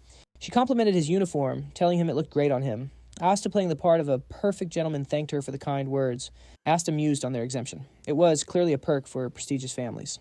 They called it special admission, and he was pretty pleased to be included. When Asta got to the carriage, Damien and his mother were already there. She wished them both well and urged them to be safe, which Asta gratefully acknowledged. Gammo added that she was praying he'd achieve everything he hoped for. Asta gave her a warm smile and thanked her sincerely. And deep down, Asta had no doubt he would succeed. The academy was a treasure trove of opportunities, and he planned to seize every single one. He couldn't wait to meet his so-called beloved classmates. On the way there, Asta looked over the light spell book from WJI. He was blown away by how simple and clear WJI's interpretations were. Apparently, every noble family had their own secret way of decoding the techniques, but Asta could see that WJY's version was perfectly in sync with Declan's celestial principle. Before long, they arrived. Asta gazed out the window, taking in the sight of the famous Xenon Academy. Lance announced this was as far as the carriage could go. It was a tradition from the founding principal. During admission, every student had to walk on their own 2 feet, regardless of their status. Lance said her goodbyes at the gate, wishing the boys the best of luck on their new journey at the academy. The moment they stepped out, Damien grabbed Asta's arm. He insisted they had to rush to the entrance ceremony, claiming Lance warned him they might not get seats if they were late. Asta was baffled. The entrance ceremony wasn't some backwater theater with first come, first served seating. And then it clicked. It was Lance's idea. He immediately realized she'd set a clever trap to keep Damien from dawdling. Asta just sighed and decided to play along at least for a little while. When they reached the grand hall, Damien's jaw dropped at the massive crowd. Even with half the hall still empty, Damien was completely convinced by Lance's story. He was relieved they hadn't arrived a moment later. Asta couldn't believe Damien was still falling for such an obvious trick. He pulled out their seat reservations to find their assigned spots, but Damien just pointed to a random section suggesting they sit there. Asta was totally bewildered. He just couldn't understand how Damien was so excited now when he'd been trying to run away from this just a while ago. Suddenly, Damien slammed right into another student, a towering giant of a guy named Exter. The massive dude glared down at Damien like he was a bug on the floor. Asta quickly rushed to his friend's side, helping him up and asking if he was okay. Damien insisted he was fine, blaming himself for not watching where he was going. As they tried to walk away, Exter's voice boomed, stopping them in their tracks. It seems Damien had accidentally gotten a bit of drool on the giant's clothes. Before Asta could process what was happening, Damien rushed over to wipe it off, accidentally smearing even more on him. Exter's face turned crimson with rage as he swung a massive fist at Damien, but in a flash, Asta moved to intercept, blocking the punch just inches from Damien's face. Asta warned the guy to calm down before he did something he'd regret. Furious, Exter demanded to know who Asta was, and Damien proudly declared, "He's my friend." Asta confirmed it with a nod. An understanding finally dawned on Exter's face. But his expression quickly turned into a sneer as he told Asta he was about to regret that decision. Asta knew exactly where this was headed, and honestly, he didn't mind one bit. This guy clearly preferred to settle things with his fists instead of his words. Their confrontation quickly drew the attention of everyone in the hall. Whispers spread that the big guy was Exter, a direct descendant of the powerful DeLumpy family. The surrounding students immediately started placing bets on the outcome. Unsurprisingly, most of them were putting their money on Exter. However, another student nervously suggested someone should stop the 3 of them before things got completely out of hand. He figures the room's too crowded for a proper fight, but another student instantly conjures a barrier around the 3 of them, creating the perfect stage to go all out. Most of the students immediately start cheering for Exter, shouting that they're all rooting for him to win. Meanwhile, a creepy-looking student in the distance is just smirking to himself, as if he knows exactly what's about to unfold. Inside the barrier, Exter puffs up his chest and demands Asta state his name. Asta simply replies that he's no noble like Exter. He tells the guy to just think of him as some random dude who happened to be passing by. Exter scoffs, generously offering Asta the first strike since he's a mage. Asta just laughs at the offer, which seems to really tick Exter off. That little chuckle is all it takes to make Exter charge at him like an angry bull. Asta just reminds the guy that he's about to fight 2 people, not 1. Asta effortlessly dodges the guy's wild punch before landing a solid hit right on his face, sending him stumbling backward. Exter can't believe it. The sheer weight behind that punch was not from a normal academy student. He starts to wonder if Asta is even a magician at all. Suddenly, Exter realizes Damien has cast a healing spell on him. He's confused why his opponent is healing him, having no idea he's about to face the most brutal beatdown of his life. While he's lost in thought, Asta closes the distance and drives another fist into his gut. Before Exter even knows what's happening, a flurry of blows is raining down on his body. He finally realizes what these 2 are up to. One of them pummels him, while the other heals him. He's forced to admit he's picked a fight with a couple of complete psychos. Exter suddenly realizes he might actually be scared. However, the other students start cheering him on again. They tell him not to hold back because he's the hope of all warriors. With this fresh wave of motivation, Exter finally pulls himself together. He unleashes his fury, calling Asta a mere magician. He angrily swings his arm, but Asta dodges the first swing with ease. Asta commends him for the effort, but Exter just screams at him not to underestimate him. Without holding back, Exter swings his right arm, and this time it connects, catching Asta. Asta is sent flying backward while the students erupt with joy that Exter is finally in the fight. However, Exter doesn't seem proud of his accomplishment. He knows the hit landed, but the impact felt surprisingly light. In a flash, Asta acrobatically rotates his body to land perfectly on his feet. Exter is stunned by the sight, but he shakes off his shock and rushes toward Asta again. Asta glances over and sees Damien is still casting healing magic on Exter. With that constant healing, he knows it'll be hard to finish him off. He'll have to take him out with just a single hit. To do this, Asta taps into a technique he and his comrades developed in his previous life. From the collision of magical particles in the air, Asta begins to extract raw energy. The technique uses magic, but it doesn't fall into the category of magic or even martial arts. It is a purely technical application of magical properties. Once Asta has his move ready, he lets Exter get right up in his face before unleashing it. The attack creates a massive shockwave that nearly blinds the spectators and even shatters the barrier. Everyone is left speechless, questioning what on earth they just witnessed from Asta. A moment later, Exter crashes to the ground, completely passed out. This leaves everyone in total shock. They can't believe the mighty Exter was defeated by a single punch. Like a true warrior, Asta raises his hand to affirm his victory, and the rest of the students erupt in cheers for him. They all start to wonder if Asta is truly a magician after watching how he handled that fight. Damien is also thrilled that they won, and Asta gives him a reassuring pat on the head. The strange student from earlier is still watching from a distance, smiling as he stares at Asta. Just then a teacher arrives on the scene, trying to calm the situation down. He can't believe that students are already fighting on the very first day of school. He starts asking who the perpetrators are, but the students enjoyed the fight so much that no one is willing to snitch. On the other hand, Asta is already planning their great escape from the area, but Damien ruins everything with his rather unhinged behavior. He screams to get the teacher's attention, yelling that he and Asta were the ones who caused all the trouble. Asta closes his eyes in disappointment and frustration as the teacher walks over to them. Meanwhile, the giant Exter is still out cold on the floor. The two boys are then called to the teacher's office where they get scolded for fighting. However, the teacher lets it slide since Damien confessed so honestly. Plus, after a quick examination, he found that Exter didn't suffer any serious injuries. After that, the two head back to the hall, lucky that the ceremony hasn't started yet. As they walk through the hall, everyone stares at them, whispering about their recent stunt. They can't believe that Asta was able to defeat a powerful martial artist, especially since he looks so frail. While Asta is trying to maintain his cool aura, Damien is waving to all the students like he's some kind of celebrity. Asta can't believe he's already managed to draw so much unwanted attention to himself. He just wishes Damien would stop waving his hands. After searching through the hall, they finally find their seats. Not long after the headmaster, a short, white-haired old man climbs the stage to address the students. Minutes later, the headmaster is still addressing them without any sign of weakness, which leaves Asta pretty impressed. Damien, on the other hand, is fast asleep and even drooling all over the place. Asta is forced to nudge the guy awake before he creates a saliva puddle everywhere. The headmaster is just getting into his speech when someone comes over to tell him that something important has come up, and he's needed. He wants to ignore it, but when he hears what it's about, he has no choice but to end his speech and hand the podium over to someone else. Just then, a bright-haired lady steps up to the podium to speak, and her booming greeting sends shivers down everyone's spine. Even Damien, who is deep in dreamland, woke up from the woman's thunderous voice. The lady introduces herself as Jara, and she lets them know that she will be continuing where the headmaster stopped. Jara suggests they begin with the freshman oath, and the first person she calls forward is the representative of the magic division, Dahlia Denai. Some students are shocked when they hear this name because they never expected someone from the Denai family to have to take the entrance exam. Some believe her skills must not be good enough, which is why she was forced to do it.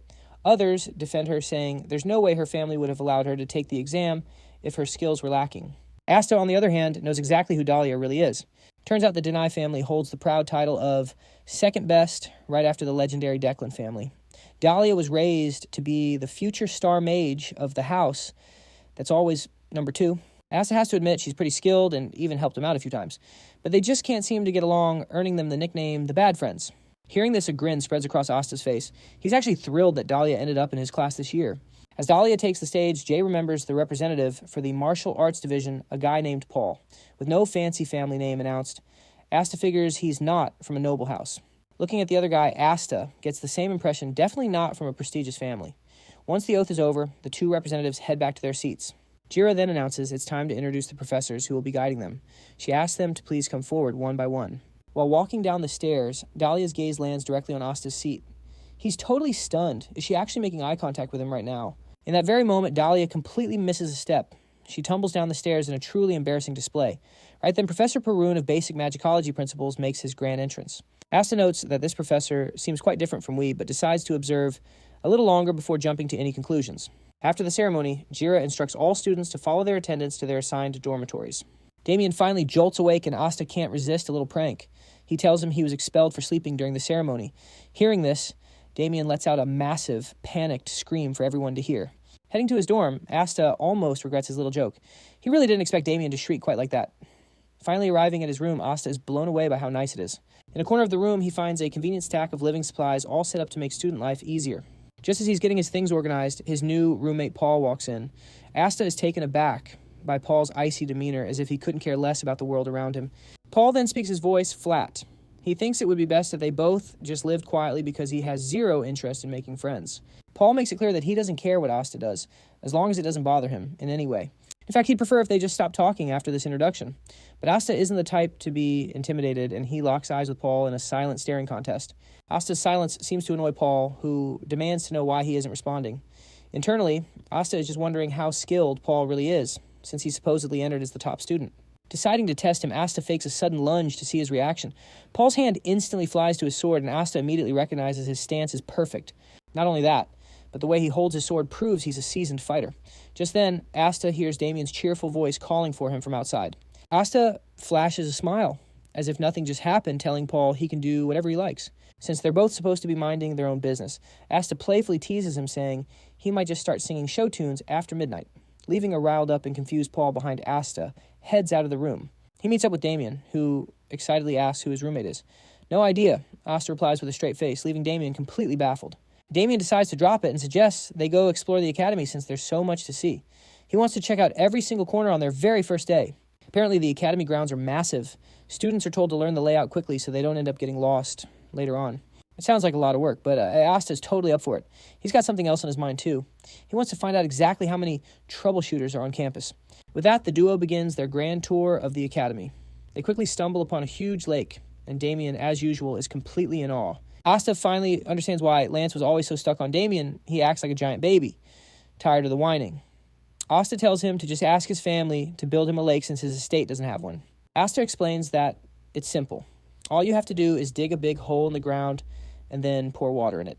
Damien is fascinated by this brilliant idea and declares he'll have his family build one even bigger than this. As for the name, he settles on the Lake of Blood, Sweat, and Tears. Next, they find a really cool-looking statue, and Asta immediately tells Damien to have his family make one of those for him, too. Asta keeps feeding him more and more ideas, even suggesting a dragon statue, because the scales would look absolutely gorgeous. Far away back home, Lance suddenly gets a strange, uneasy feeling, wondering what could possibly be happening. After a long walk, Asta suggests they head back to the dorms, and Damien agrees. During their little sightseeing trip, Asta counted a total of 7 troubleshooters. He adds a few more for those he might have missed, bringing the estimated total to 10. With his calculations, he deduces that Professor Perun's laboratory must be located in the second magic hall. The pieces click into place. He realizes the troubleshooters are definitely after Perun. Since Declan already knows he has allies, they must have started suspecting the professor given his location. Asta had been wondering why they weren't already tailing Perun, but now he sees they were just waiting for the perfect time to make their move. Asta decides he needs to find out what the troubleshooters know, so he slips into the shadows, positioning himself perfectly to overhear 2 of them talking. Troubleshooter. 1 informs 2 that headquarters has issued an emergency directive. They are to gather at the target's nest immediately. Troubleshooter. 2 asks if they're going after the main target or the sub-target. 1 confirms their objective is the sub and they plan to deliver it by midnight. Troubleshooter 2 instantly puts it together. Since WJ has made his move, their target has to be Perun. But he's worried. The academy professors are no joke, and he's not sure they're strong enough. 1 explains that Declan himself won't be coming. He continues, however, revealing that the fire demon, Callahan, will be joining them. This news sends a shock through 2. Callahan is the vice leader of Declan's elite mage corps, the Red Jewel. This changes everything. It means their operation has high-level backing, and Declan is willing to do whatever it takes for this mission. But at the same time, it puts all the lower-level troubleshooters in extreme danger. They could easily be sacrificed to ensure the mission's success. Despite their worries, the mission comes first. The 2 peel away from their spot to regroup with the others, making sure they have enough manpower in case things go south. Little did they know, Asta had overheard their entire conversation. He was genuinely surprised to learn that Callahan, of all people, was joining this operation. Asta recalled that Callahan was no small fry to be trifled with. Back in his own troubleshooter days, Callahan was already a legendary figure at the peak of his power. After the Declan family gambled everything in their war against the Blandors, Callahan remained fiercely loyal to the crumbling house, a true sign of his incredible dedication. While he's a threat now, he truly became a monster after the war with the Blandor family. He practically scorched his name into the history books as a war mage wielding an almost unstoppable fire. Knowing Callahan would be there, Asta realized just how crucial it was to capture him. He remembered that Callahan's magic was a prized flame art of the Declan family. The risks were sky high, but for Asta, the potential reward was more than worth it. A warm feeling spread through Asta's chest. Everything was falling perfectly into place. However, there was one major loose end. The thesis everyone was scrambling for was with him, not Perun. If the troubleshooters were still targeting Perun, could it be that his own copy was a fake? That would mean the thesis being delivered today was nothing but a clever decoy. Later that evening, Paul suits up in his dorm room, revealing he's one of the troubleshooters. He glances over, thinking Asta is sound asleep. He has no idea he's actually looking at a perfectly crafted dummy. Meanwhile, Perun, relaxing in his study, instantly senses the troubleshooters. They had just trespassed on his domain. He couldn't help but wonder why they'd be so bold as to invade the academy. Then it clicked. The one approaching him wasn't just a troubleshooter, but a mercenary, and to his surprise, it was Paul. He recognized him instantly by his aura and offered a bit of advice, telling him to refine his ether signature next time, assuming, of course, there would be a next time. Paul hands over an envelope, and Perun immediately connects the dots. This was WJI's doing. He mulled over what kind of scheme WJI was cooking up, with all these different ploys. Suddenly, the door blasts inward. Callahan strolls into the office, a terrifying sight that freezes Paul in his tracks, though Perun remains perfectly unfazed. Callahan smirked, seeing the pure terror on Paul's face. Clearly, the boy knew of his reputation. Callahan then turned his attention to Perun. "Heard of me, too?" he asked. Perun, without missing a beat, coldly replied, "No." Getting up from his chair, he told Callahan to just get to the point. This clearly ticked Callahan off, but before he could explode, he admitted with a grin that this was the first time anyone had treated him with such disrespect. Fine, then Callahan decided to lay out his terms. First, he wanted Paul dead. Then, turning back to Perun, he added that he'd be leaving with just one arm and one eye. Callahan launched a massive fireball at Perun, who effortlessly countered with a wall of ice. The collision sent a deafening shockwave that shook the entire building to its core. Perun glanced at Paul, his voice like ice. He told him his life was in his own hands now. At this moment, he saw him not as a student, but purely as a mercenary. Paul didn't hesitate for a second, drawing his sword to defend himself. Perun quickly deduced that the Declan troubleshooters must have cast a blackout spell, which explained why no alarms were blaring. He was trapped in here with Paul. Callahan's eyes locked onto the envelope on the table. He announced that was precisely what he came for, a little gift sent to Perun from the trash Blandor family. Since Perun wasn't about to hand it over willingly, Callahan decided it was time to stop playing around. He unleashed a roaring flame spell that made the very ground tremble, but Perun maintained his icy composure, ready to counter anything Callahan threw his way. Just then, the other troubleshooters began to close in. Seeing this, Perun finally decided to get serious, unleashing a single devastating attack that nearly brought the building down. Watching all this unfold from a safe distance, Asta whistled. "Wow," he thought, "things are really heating up." Thrilled to finally see some real action, Asta pulled on his mask. For tonight, he wasn't Asta, he was Troubleshooter 1. Asta clenched his fist, offering a quick, sincere prayer to the moon. He asked it to grant him the strength to be a good troubleshooter just for one day, even if he hadn't always been the most upright citizen. His prayer complete, he leaped towards the chaos, where the damaged building was already beginning to collapse. Inside, Callahan was having the time of his life. He was amazed that after all that Paul was still standing. He even gave him a little nod of approval. Deep down, Paul knew he'd be a smoldering crater if not for the protective talisman WJI had given him. He hadn't even realized what it was until now. Talk about a lucky charm. Perun's frosty voice cut through the noise, telling Paul to get back. He then unleashed a massive ice blast to meet Callahan's inferno, head-on. With a surprising gesture, Perun clapped Paul on the shoulder, telling him he'd done well. It seemed he'd earned a bit of trust. Then Perun did something incredible, infusing Paul's own sword with his ether, leaving the young man completely stunned. Perun asked if he could continue to block the attacks. Paul, full of newfound confidence, declared he could hold out as long as needed. Paul realized there was no turning back now. If he couldn't hold the line, he was a dead man. Callahan, however, was thrilled by this unexpected teamwork. A mage and a knight. This was the exact kind of fight he lived for. Callahan launched another fireball, but this time Paul's newly empowered sword wasn't enough. He was sent flying into a wall. With Paul out of commission, Perun knew he had no choice left but to unleash his true power. You see, when the natural mana in an area is limited, and two beings of immense authority give conflicting commands, a fierce struggle for control over the elements begins. Perun was very curious to see just how much of a beating Callahan could actually take. Since Perun was basically requesting a one-on-one duel, Callahan was more than happy to accept. The two titans unleashed their full power, and the building paid the ultimate price. As it crumbled around them, a disoriented Paul lost his footing and began to fall. Plunging downwards, all he could see was the breathtaking sight of two monsters battling without holding anything back. He crashed to the ground, wondering what on earth possessed him to join a fight so far beyond his league. Meanwhile, the troubleshooters watching from afar were completely speechless, awestruck by the sheer level of destruction the two were causing. It took them less than a second to realize that if they even tried to intervene, they would be utterly annihilated. Just when they thought it was safe, Asta appeared right behind them, sending everyone into a full-blown panic. After clearing out the troublemakers in his path, Asta headed for the real fight. His sudden arrival stopped the two fighters in their tracks, making them wonder whose side this new guy was on. In the blink of an eye, Asta was in front of Callahan with a hand around his neck, calmly telling him he'd reached his final destination. Terrified, Callahan unleashed a desperate fire blast, but the move caused a nasty mana backlash. He coughed up blood, only to see Asta standing there without a scratch, already rushing toward him again. At the same time, the other troubleshooters started closing in. Callahan knew he had to suppress the backlash if he wanted any chance of surviving. Callahan quickly chugged a potion, wondering where in the world a monster as strong as Asta had suddenly appeared from. The troubleshooters charged at Asta, but he casually blocked their moves and sent them flying with a simple counterattack. Callahan watched, completely stunned. Before he knew it, he found himself actually impressed. Asta moved with incredible precision and terrifying efficiency. But even so, Callahan was furious. He roared that he was going to kill Asta, summoning a flurry of magic circles to unleash an even more powerful firestorm. The blast was so huge that Callahan ended up roasting his own men with it, leaving Asta just standing there, completely baffled. As the thick smoke swirled around, Callahan scanned the area for Asta. He knew some of his allies got caught in the blast, but honestly, he couldn't care less. He was focused on the mission, no matter who became collateral damage. After a few seconds of silence, he assumed Asta must be toast.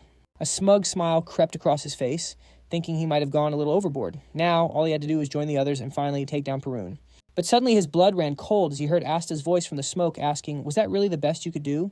Asta said he knew exactly the kind of person Callahan was, which is why he predicted he'd sacrifice his own men just for the chance to win. Hovering above, Asta aimed a magic circle down at him, declaring that those actions were about to cost him his life. Asta fired his mana bullet, and with no way to dodge it, Callahan could only watch the attack rocket straight for him. The bullet hit Callahan right in the head, ending the fight instantly. After the dust settled, Asta admitted the guy was impressive. Any normal mage would have fallen at the first surprise attack. He confessed that Callahan's magic was truly deadly, but that last reckless attack had actually worked in his own favor. Asta knew that if Callahan had teamed up with the troubleshooters for a long battle, his low mana would have certainly led to his defeat. Even though he's getting stronger, Asta's mana reserve is still ridiculously low, which is a bit of a problem. With the fight over, Asta walked over to Callahan's body to see what he could find. He hit the jackpot and found the grimoire he was looking for. It seems most battle mages don't trust banks and prefer to carry their life's work on them. Even though the spatial pouch had an owner recognition spell, Asta wasn't worried. He was sure he could figure out a way to bypass it later. Just then, Perun finally appeared. "You're a little late to the party," Asta teased. Perun explained that he was just taking care of the remaining small fry. Perun then asked if Asta was another one of his pursuers. Asta just sighed and told him to use his head since he just took out one of Declan's men. Hearing this, it finally clicked for Perun. Asta must have been sent by Yi, and he finally let his guard down. Still, Perun was confused why Paul had approached him. He wondered if Ujai was splitting the research into two parts and had sent two envoys for the job. Asta suggested that the person with Paul was likely a fake. He believed WI used him as bait to lure Declan's men into a trap like a fisherman reeling in his catch. Asta guessed WGI was trying to both tighten security in the region and also crush Declan's influence in the area once and for all. But deep down, Asta felt something wasn't right. Even with a blackout spell, the fight was huge. The Imperial Knights should have shown up by now. This could only mean one thing: the Knights had probably been bribed by Declan too. Perun then asked if Asta was the real courier. In response, Asta just pulled out the thesis and handed it over. After taking it, Perun asked if Asta knew what was inside. Asta just smiled and replied that he wasn't a fool, so of course he knew. Perun stood cautiously, but Asta assured him he didn't mind a fight. He just warned him to think carefully because his next decision would determine if he lived or died. Perun agreed that was a fair point and then asked what Asta wanted in return. He explained that WGI only trusts people who are just like him. Perun believed he had to offer Asta something to earn his trust. Asta thought for a moment before telling him what he wanted. He said he wanted a book. Perun was completely confused by this, so Asta explained his plan to build a grand tower. Asta continued saying he was going to fill the tower with books that anyone could read. He then told Perun he wanted a book on arcane science written from his unique perspective. Perun was shocked to hear this, but he quickly assured Asta that he would get right on it. After their brief chat, Asta said it was time for him to leave. Perun asked how they were supposed to stay in contact, so Asta handed him a communication crystal. He explained that the two halves were linked, so if one half breaks, the other one shatters. He told Perun to break one shard to call him and to break more if he was in trouble.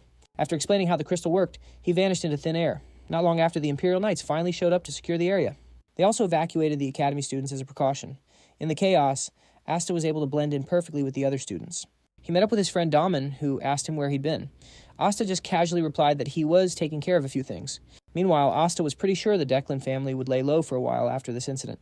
But as Daman kept chatting, Asta couldn't stop wondering why his sigil had reacted during the battle. He felt a strange power pulse through the barrier while blocking Callahan's attack / something that's normally completely inactive.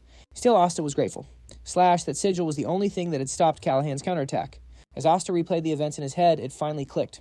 / It was the rejection phenomenon / a technique mages use to protect themselves from their own magic.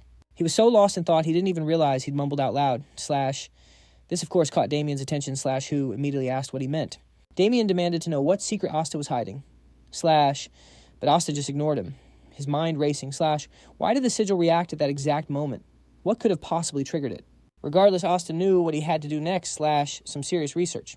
He figured he could find some clues in the Academy library / Asta was heading over when a student suddenly called his name / introducing himself as Chenbi. Asta didn't pay him much attention / until the guy complimented his fighting skills. For a split second, Asta debated whether to silence Chenbi for knowing too much / but before he could decide, Chenbi said something that saved his own neck. He mentioned that Asta's fight with the combat division during the entrance ceremony had really impressed him. Asta felt a wave of relief. He hadn't made a bad impression. He'd earned respect / he tried to act modest, telling Chenbi the guy he fought was just low on ether / and that a rematch might end differently. Chenbi just scratched his head nervously / and kept following them, asking if he could hang out with Asta. With a friendly smile, Chenbi admitted he hadn't made any friends yet / and felt too awkward to join the other groups. Asta wasn't entirely thrilled with the idea / but just told Chenbi to do whatever he wanted / Chenbi's face lit up since he totally expected to get brushed off. Chenbi immediately started chatting away / which was actually a breath of fresh air for Asta. Yes, / he'd been dealing with nothing but eccentrics since he'd returned to the past. He'd honestly forgotten what it felt like to be normal / to get that feeling back. Asta knew he needed to properly settle into academy life. On their first day of lectures, Damien was already yawning and complaining / a few moments later, Chenbi showed up too.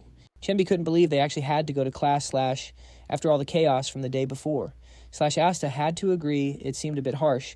From what Asta could gather, Chenbi wasn't from a wealthy family / but he wasn't the timid type either / in fact, he seemed like a pretty cheerful person.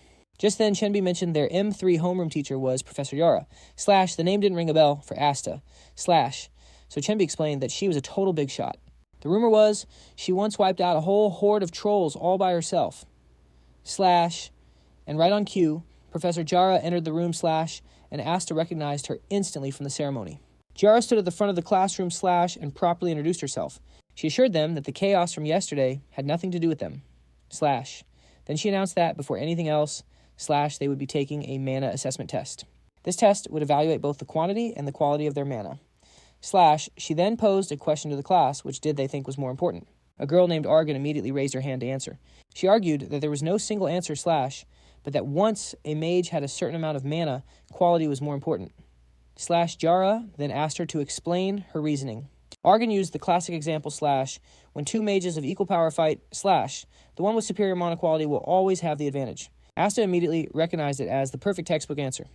Thanks to his past life, he knew mana quality directly impacted a spell's accuracy, stability, and power. Basically, having tons of mana means nothing / if you can't hit your target. But Professor Jara looked completely disappointed, and it showed on her face. She asked for Argan's family name / and Argan replied that she was from the household of Baron Pelham. Jara's expression twisted with disgust as she muttered, "I thought so!" The comment left Argan completely crushed with tears forming in her eyes. Jara then threw the question to the class again / but no one wanted to end up like Argan. Suddenly she pointed right at a startled student named Ipliel. He nervously stood up, and since he had no idea what to say / he just argued for the opposite, that mana quantity was most important. Ipliel suggested that in large-scale battles, total mana would have a bigger impact. Asta had to agree with that point. There are definitely situations where sheer quantity can overwhelm quality. In reality, both are crucial. It all just depends on the circumstances. Unsurprisingly, Jara was just as disappointed with that answer and gave Ipliel the same harsh treatment. She wasn't giving up and started calling on students one by one. The class began to murmur about how intense she was stressing them out on the very first day of school. Asta, meanwhile, was trying to decipher what answer Jara was actually looking for. Just then, Jara announced she'd heard enough, admitting that everyone was close to the answer. In fact, there was no correct answer because she wasn't looking for one. She then asked if the answers they gave came from their own beliefs or if they were just trying to say what she wanted to hear. Professor Yara reminded them that a mage must never lose their convictions not for any reason. She said they can't be swayed by others and must have the strength to stick to their will she then challenged them, asking if they could truly call their mindset that of a mage. The most important thing she told them was to become true mages. With her lesson delivered, she urged them to keep her words in their hearts. Asta realized he'd been right all along. This professor had a really weird teaching method. When it was time for the mana test, the first person she called was Argan. Then Jara shocked everyone, by announcing that Argan would be the class representative. Dra had to admit that was an impressive answer. Since Argan was the rep, she would be the one to record the measurements. Asta watched in amazement, finally understanding Dra's teaching methods. And staying true to his nature, he was thoroughly impressed.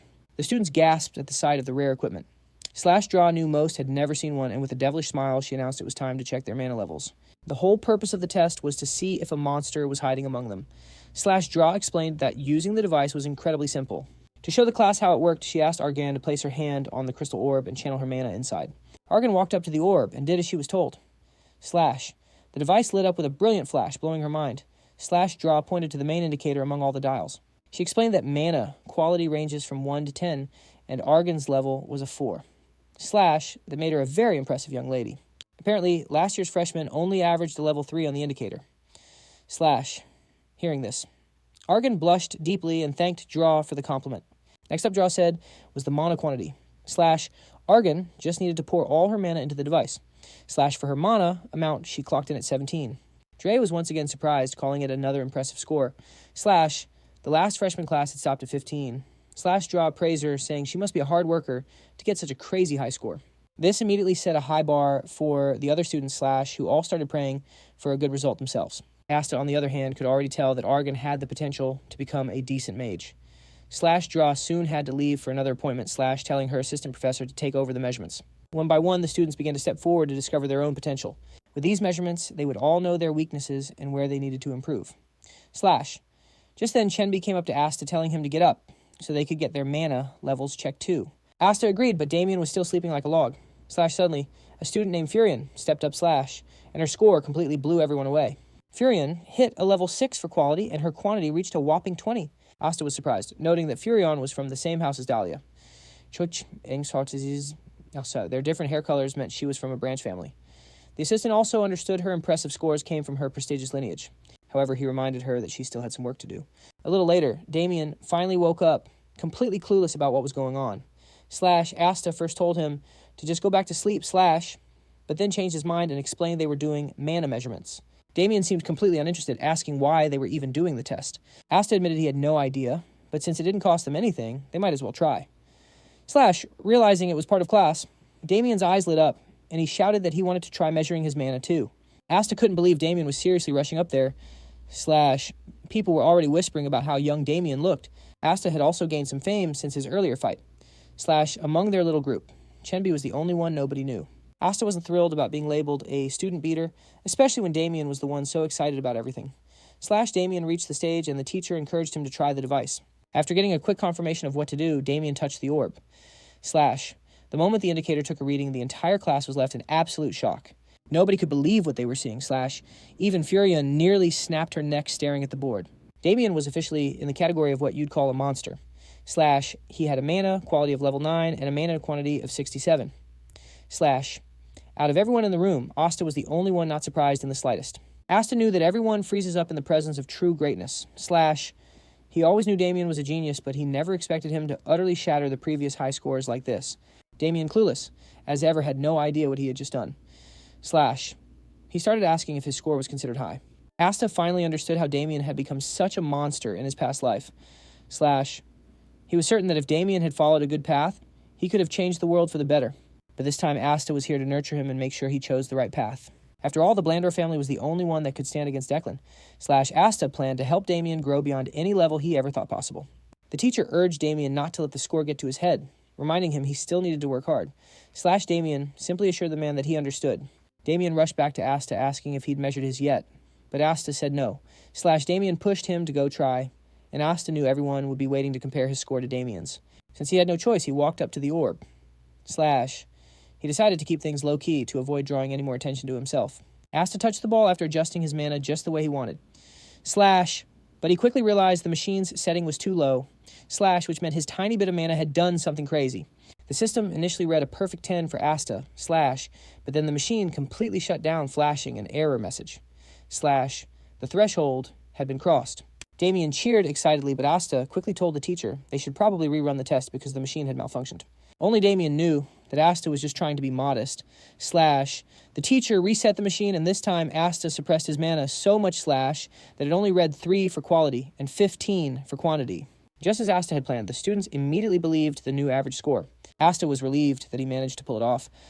Damien, however, was clearly not happy with what just happened and muttered a curse word under his breath. Meanwhile, at the First Department of Magic, Drew stood in her office watching the reconstruction of the second Mage Hall. A moment later, her assistant, Yurvi, came in with the mana measurement records. Giora looked over the results, noting the scores that caught her eye. She mentioned that Damien was going to need some special guidance. Suddenly, her gaze fell upon Asta's score. She saw that there was a retest due to an error message. The moment she saw that, she realized Asta was no ordinary kid. She would have to keep a close eye on him. Later on, the trio was seen using magic to create toys. Chenbi was completely blown away by how much mana Damien could use as if it were nothing at all. Seeing this, Chenbi comes to the stark conclusion that he's just a small fry in this whole affair. Asta notices Chenbi's reaction and instantly gets how he feels, but he really wishes his friend could just face the facts and move on. After they finish their game, Damien admits that he actually had fun and is glad he came to the academy. Asta hears this and lets out a huge sigh of relief, thankful that Damien is finally adjusting. Sometime later, Asta finally gains access to that spatial pocket he'd acquired. Because he lacks a strong magical sense, it took him a whole month to finally crack it open. During that time, he also absorbed the elixir from Blandor right into his mana form. On top of that, he's gained a ton of knowledge at the academy too. Now that he can open the spatial pocket, he immediately dives right in. The first thing he spots is a potion, and right after he pulls out a cloak, which he figures is pretty useless for him. He also finds a defensive artifact, which he considers a pretty good find. At the very bottom, he discovers one of Declan's secret grimoires, the Red Flame. It's basically a lesser secret spell derived from the legendary Blue Flame, and it's the same type Farron uses. Apparently, it's a powerful magic, strong enough to burn right through defensive forces. Since he can't learn it on the spot, he figures it's going to take him a while. A little while later, all the students gather for the midterm performance evaluation. Asta is shocked by how many people are there, and Chenbi explains that all the first years are gathered in one place. Chenbi then whispers that the big rumor is their test will involve the canyon breakthrough, since they overheard a staff member talking about it. As it turns out, the midterm evaluation is divided into 3 parts.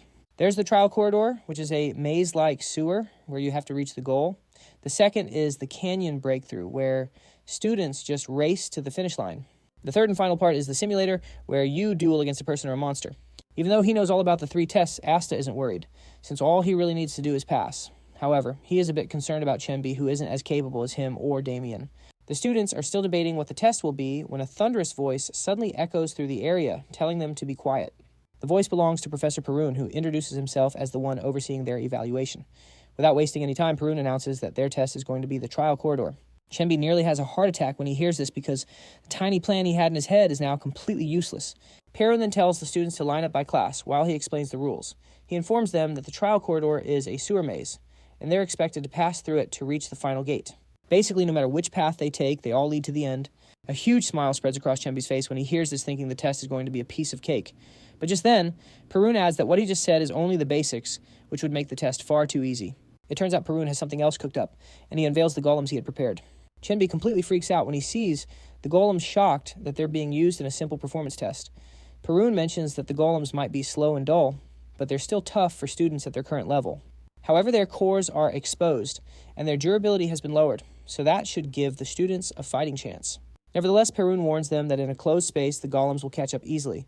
Perun can see the terrified looks on the students' faces and seems disappointed. Still, he's convinced that there must be a few students with real potential among them.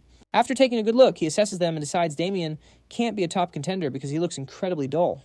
Perun continues explaining the rules, mentioning that the golems are gatekeepers. This means it's up to the students to either defeat them or sneak past them. He then reveals that each student will get a test bracelet that has a protective power like a force field. He lets them know that the moment their force field breaks, they are disqualified, and the golems will simply ignore them from then on. After laying down all the rules, Perun realizes the students are still unmotivated, so he decides to add an incentive. He tells them to impress him in any way they can, and he promises to give the winner a personal reward that they will absolutely adore. The moment Asta hears this, a fire ignites within him. He wants whatever Perun is offering. It's quickly revealed that Rapida is the largest library on the eastern continent, and it's divided into 3 tiers, upper, middle, and lower. Given Asta's status, he can only access the lower tier. And when he went there looking for clues about his past, he couldn't find a single trace of what he was looking for in that lower tier. With this in mind, Asta knows he has to gain access to the middle or upper tier if he ever wants to find what he's looking for. However, those 2 tiers are restricted to royalty arch nobles and distinguished houses. But there's another way to get in through a recommendation from 3 or more professors.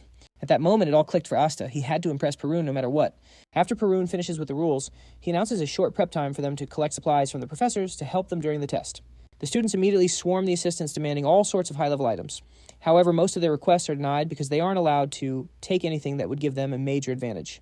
While all the students are shouting and panicking about what to get, Damien simply requests 20 vine seeds. The assistant professor is surprised that Damien is asking for vine seeds since they don't match his primary element.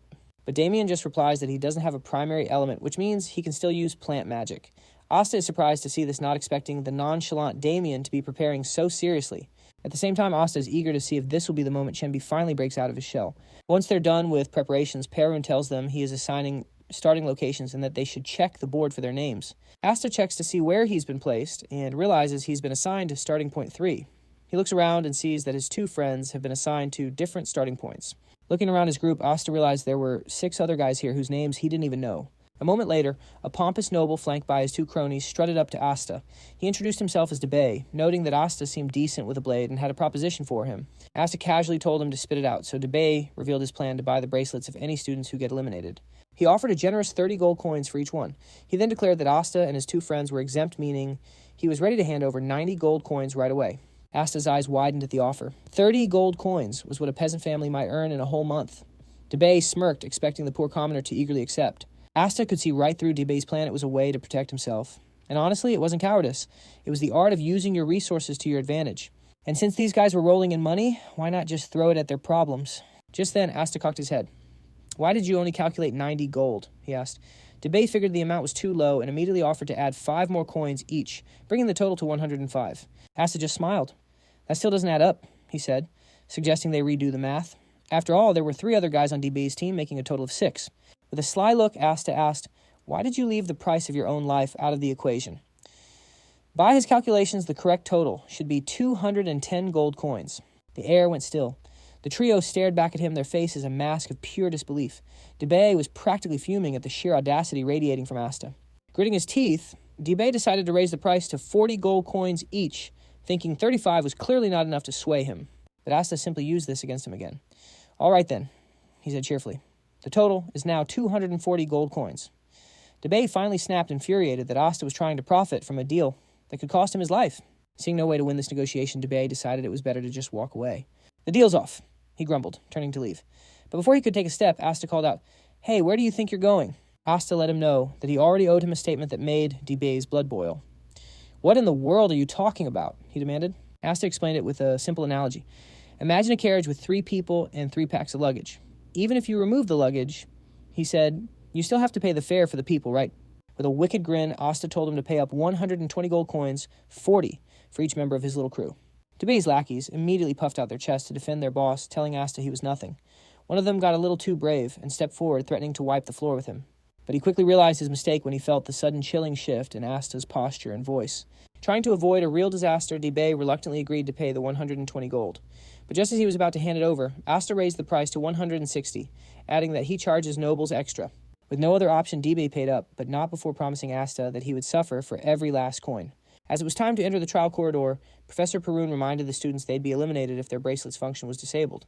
He added that a protective barrier activates against any direct spell strikes or mana-infused attacks. Essentially, if the barrier breaks, the bracelet stays put, but the wearer gets teleported out of the testing grounds. Perun assured them they wouldn't have to worry about serious injuries. With all the instructions given, Perun signaled for his assistants to begin the test. In a flash of light, the students were warped into the testing grounds, and the broadcast began. While checking the feeds, Perun noticed that Damien and Dahlia had spawned at the exact same starting point. Suddenly, something went terribly wrong. The broadcast feed from starting point 3 completely froze. Panic flared among the assistants who feared they'd missed a critical error. But Perun calmly told them to relax, stating he'd personally checked everything himself. What they didn't know was that a battle was already raging between Asta and Debay's crew. The moment they were teleported, the arrogant noble and his lackeys had wasted no time launching an attack. Since a single magic hit meant instant disqualification, Asta immediately burst into action effortlessly, dodging their opening volley. He moved so fast that Debay and his goons were left gawking as he closed the distance in an instant. Before they could even process what was happening, Asta was already on them, delivering strikes not to kill, but to knock them right out of the game. He moved like a phantom, dealing swift, decisive blows to take them down. After putting them soundly in their place, Asta made sure Debay paid his dues, demanding an extra 320 gold coins for his insolence. As an added bonus, Asta informed him he'd be charging 1 silver coin per punch. By the time he was done, D-Bay's face was swollen up like a pufferfish. Asta made sure the entire gang was disqualified before casually scooping up their bracelets. He knew he needed Perun's recommendation, which meant he still needed 2 more bracelets. He sat down to plan his next move, knowing he'd also need another professor to vouch for him. For a brief moment, he considered just destroying the entire trial corridor since only 4 main pillars were supporting it. He quickly dismissed that idea. Making an enemy of the entire eastern continent would be a very, very quick way to get himself killed. In the end, he decided his best bet was to just keep moving until an opportunity presented itself. Meanwhile, Damien was up to something completely wild. He had somehow used his vine seeds to hijack several of the trial's golems, turning them into his personal puppets and making life miserable for every student near him. Chaos erupted, as students wondered how on earth he was controlling golems with simple vine seeds. They tried to fight back, but the vines protecting the golems rendered their spells useless. As the mayhem continued, a student named Chenbi decided this wasn't his problem. His only goal was to qualify. He made a break for it, searching for a safe place to hide, but suddenly his bracelet began to sparkle. Chenbi froze, assuming he'd been hit by a stray spell without even noticing. Utterly defeated, he slumped to the ground, convinced he had already been disqualified and was just waiting to be teleported out. After a few minutes, nothing happens, leaving him utterly confused. What was going on? Suddenly, a sinister voice echoes across the grounds. It addresses the students, stating it has no demands. Its only mission is to deliver consequences to those who angered a great being. Damien was all set to put a student in their place, but he suddenly paused. An interesting voice just chimed in, and he wanted to hear what it was saying. That's when the voice made its grand announcement. Revealing its plan to eliminate all the students, and right on cue, it finally dawned on Perun and the assistants, that they might have a serious problem on their hands. The entire system had gone dark. They'd lost all control. Perun notices the assistants panicking and snaps at them to get a grip. He orders them to find the professors, immediately emphasizing that JRO is their top priority. Without a moment's delay, the assistants scrambled off to find the Academy's professors. At the same time, Perun is fuming. Who would dare to interfere with the Academy's midterm evaluation? Meanwhile, every golem in the corridor had fallen under the enemy's control. Now moving with terrifying speed and lethal precision, the golems were a real threat. Asta is shocked that the golems can track his location so perfectly. Asta quickly deduces that someone has tampered with the controls. Seeing the massive horde, he figures they must have released every golem from storage. But for a battle addict like our main character, Asta, this was a perfect opportunity. He decides he might as well have some fun with these toys while hunting down the culprit. Chenbi is busy moping about his miserable life when he hears someone running his way.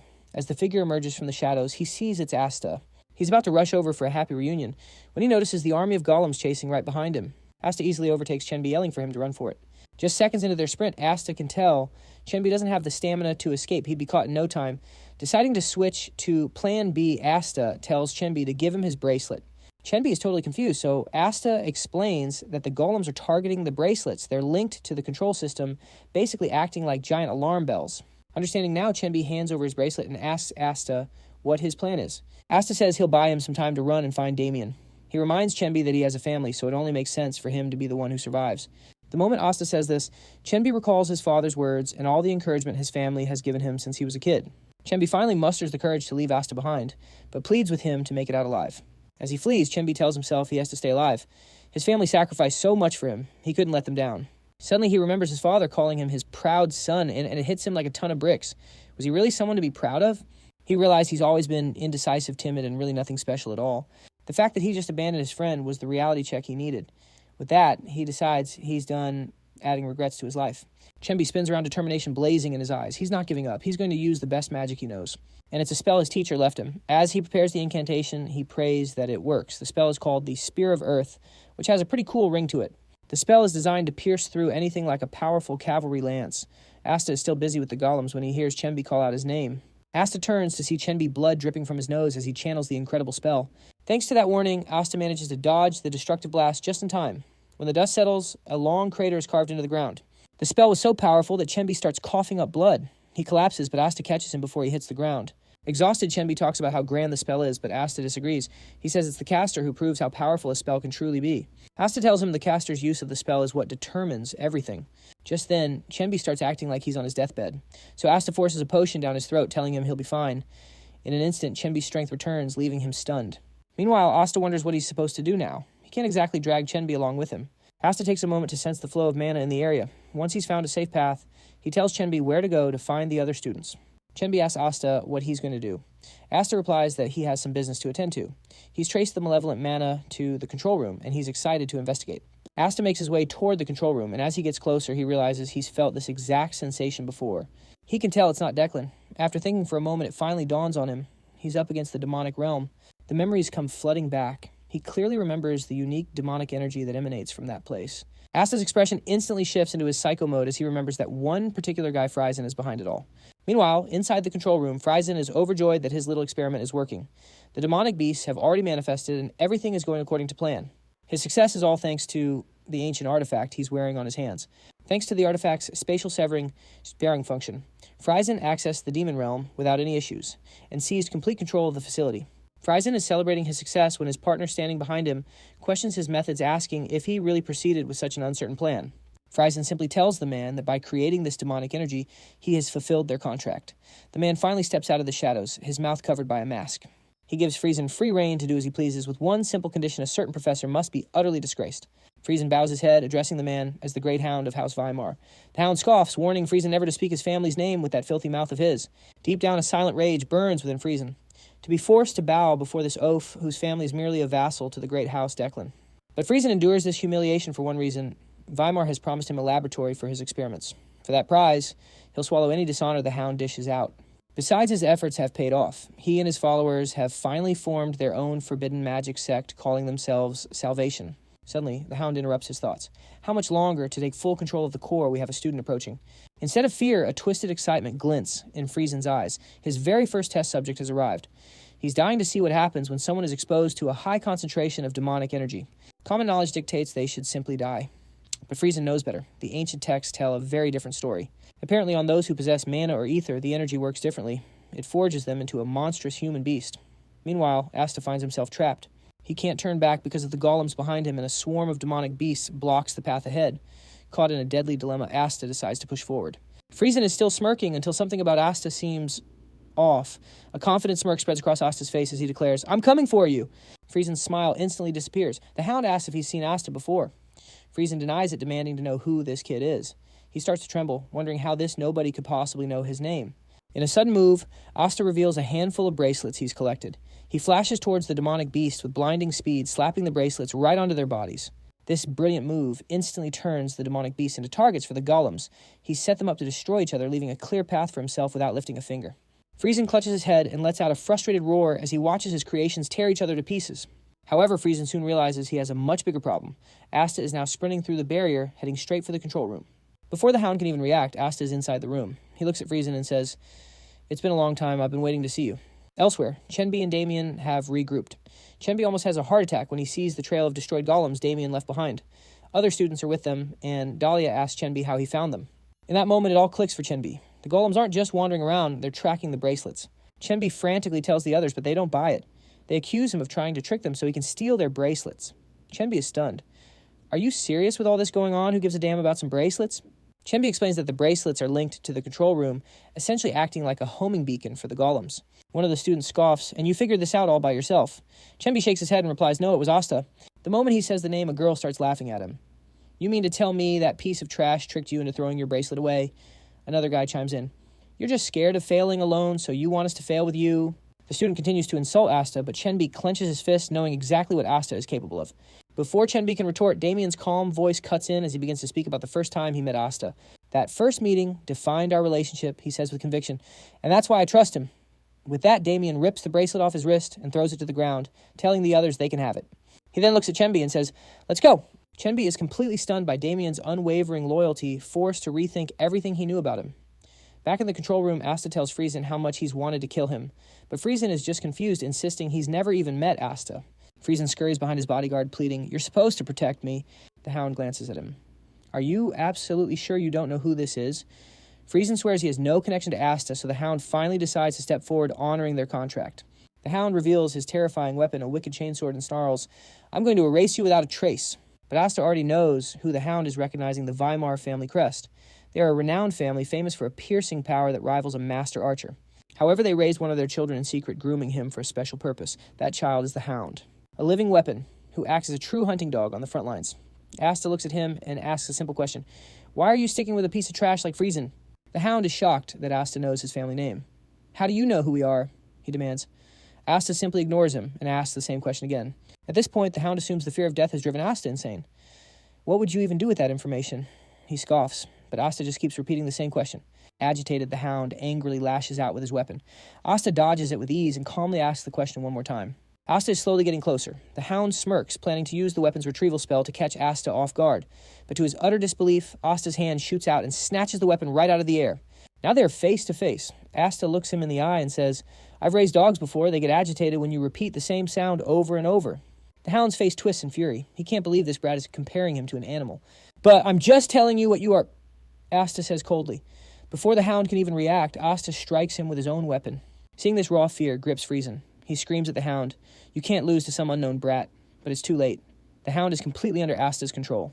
Before he can even attempt another move, Asta delivers a body-shattering punch to finish him off, leaving Friesen paralyzed with shock. With the hound taken care of, Asta turns his attention to Friesen, still hiding behind someone else. He mocks. Just like always. Enraged, Friesen pulls out a demonic device. But before he even has a chance to activate it, Asta moves in a flash, severing his entire hand. Friesen screams in agony as blood gushes from the wound. It was at that moment he knew he was completely done for. Friesen began to scream, telling Asta to stay away. He immediately resorted to threats, warning Asta that he'd never be able to stop the demonic realm if he died. Friesen reminded him that his comrades would be the ones to pay the price. But Asta's reply sent a chill down his spine. He simply said he was willing to wait for the demonic realm to consume every single one of them. Asta told him to sit back and enjoy the show because he was up next. And that's when Friesen realized he had run into an absolute psycho. He couldn't wrap his head around it. Asta didn't even care about the demonic realm. He was prepared to let his own friends die. Because of this, Friesen started to wonder if Asta was even human. Friesen desperately reminded him that everyone would perish, but Asta just calmly repeated that he didn't care. Why? Friesen demanded to know. In a flash, Asta lunged at him, saying, "Because the method is actually quite simple." In the next instant, Asta grabbed his right hand and ripped the artifact away. He then told Friesen that he wasn't the only one who knew how to use it. Asta slipped on the artifact, placed his hand on the core, and successfully dismantled the entire demon realm. Friesen was frozen in shock. Asta leaned in, letting him know that he would never, ever forget him. He recalled how Declan had pinned tons of crimes on Friesen before his execution. That was the whole reason Asta had started chasing him in the first place. He described how the long hunt for Friesen had nearly driven him insane. Even though Asta was the best tracker out there, he could never find him. He had to admit Friesen was an incredible runner, darting all over the planet. Asta explained that he searched every corner of the world, his hands soaked in blood. The chase finally led him straight to the demonic realm. He charged in without a moment's hesitation. Monsters attacked him from all sides, and the demonic energy gnawed at his body and mind. In the end, he still couldn't find Friesen, so he gave up. He crawled out of the demonic realm only to be met by a troubleshooter who was waiting for him. The man explained that he had news, but he was too terrified to enter the demonic realm to deliver it. That's why the guy just waited outside until Asta emerged. The news, it turned out, was about Friesen, and the fact that he was already dead. Apparently Declan had captured him and squeezed out every detail about the forbidden magic and the artifact. Asta remembered how empty he felt just sitting in front of the realm for days, staring up at the sky. After hearing the whole story, Friesen shot back that he had no clue what Asta was talking about, claiming to be a simple attendant. Asta ignored his pleas, noticing that he was bleeding too much. He quickly opened a potion and forced it down his throat, telling him, "You can't die yet. You have to hear the rest of the story." Deep down, Friesen's mind was racing, trying to figure out an escape route now that Asta had given him a chance to recover. Asta continued his tale, describing how he saw a wyvern flying free in the sky, and that's when it hit him. He had become an empty person, just venting his pain. In that moment, he decided to let go of his revenge. However, as fate would have it, he eventually ran right into Friesen. Friesen was still trying to cook up an escape plan when Asta dashed forward and slammed his head right into the ground. With a dangerous glint in his eyes, Asta told Friesen he had researched everything about the demonic realm and his experiments, all for the day they would finally meet. Asta explained that he had documented exactly how his comrades died, and because of that, he was going to take his time and recreate every last bit of that pain on Friesen's body. Tears and sweat poured down Friesen's face as he came to a grim realization. Asta was actually going to enjoy what came next. 2 hours later, Jara finally breached the testing ground. She screamed at the attendants to find the students and save them immediately. She was furious that an ancient spell had held her up for 2 hours, and she wasn't prepared to lose any of her students. Just then, an assistant ran up to her and pointed to the system's core, revealing that everything was back to normal and all the spells were gone. Jara told her assistants to prioritize rescuing the students over catching the intruder. She also ordered them not to make any announcements, since they didn't know how the culprit would react. Soon all the students were confirmed safe, which left Jara completely confused. How could they be under attack for 2 hours with 0 casualties? Right then, Perun contacted Jara, telling her he'd gained access to the internal control room. He then showed her what he found, and Jara was horrified to see 2 mangled bodies lying on the control room floor.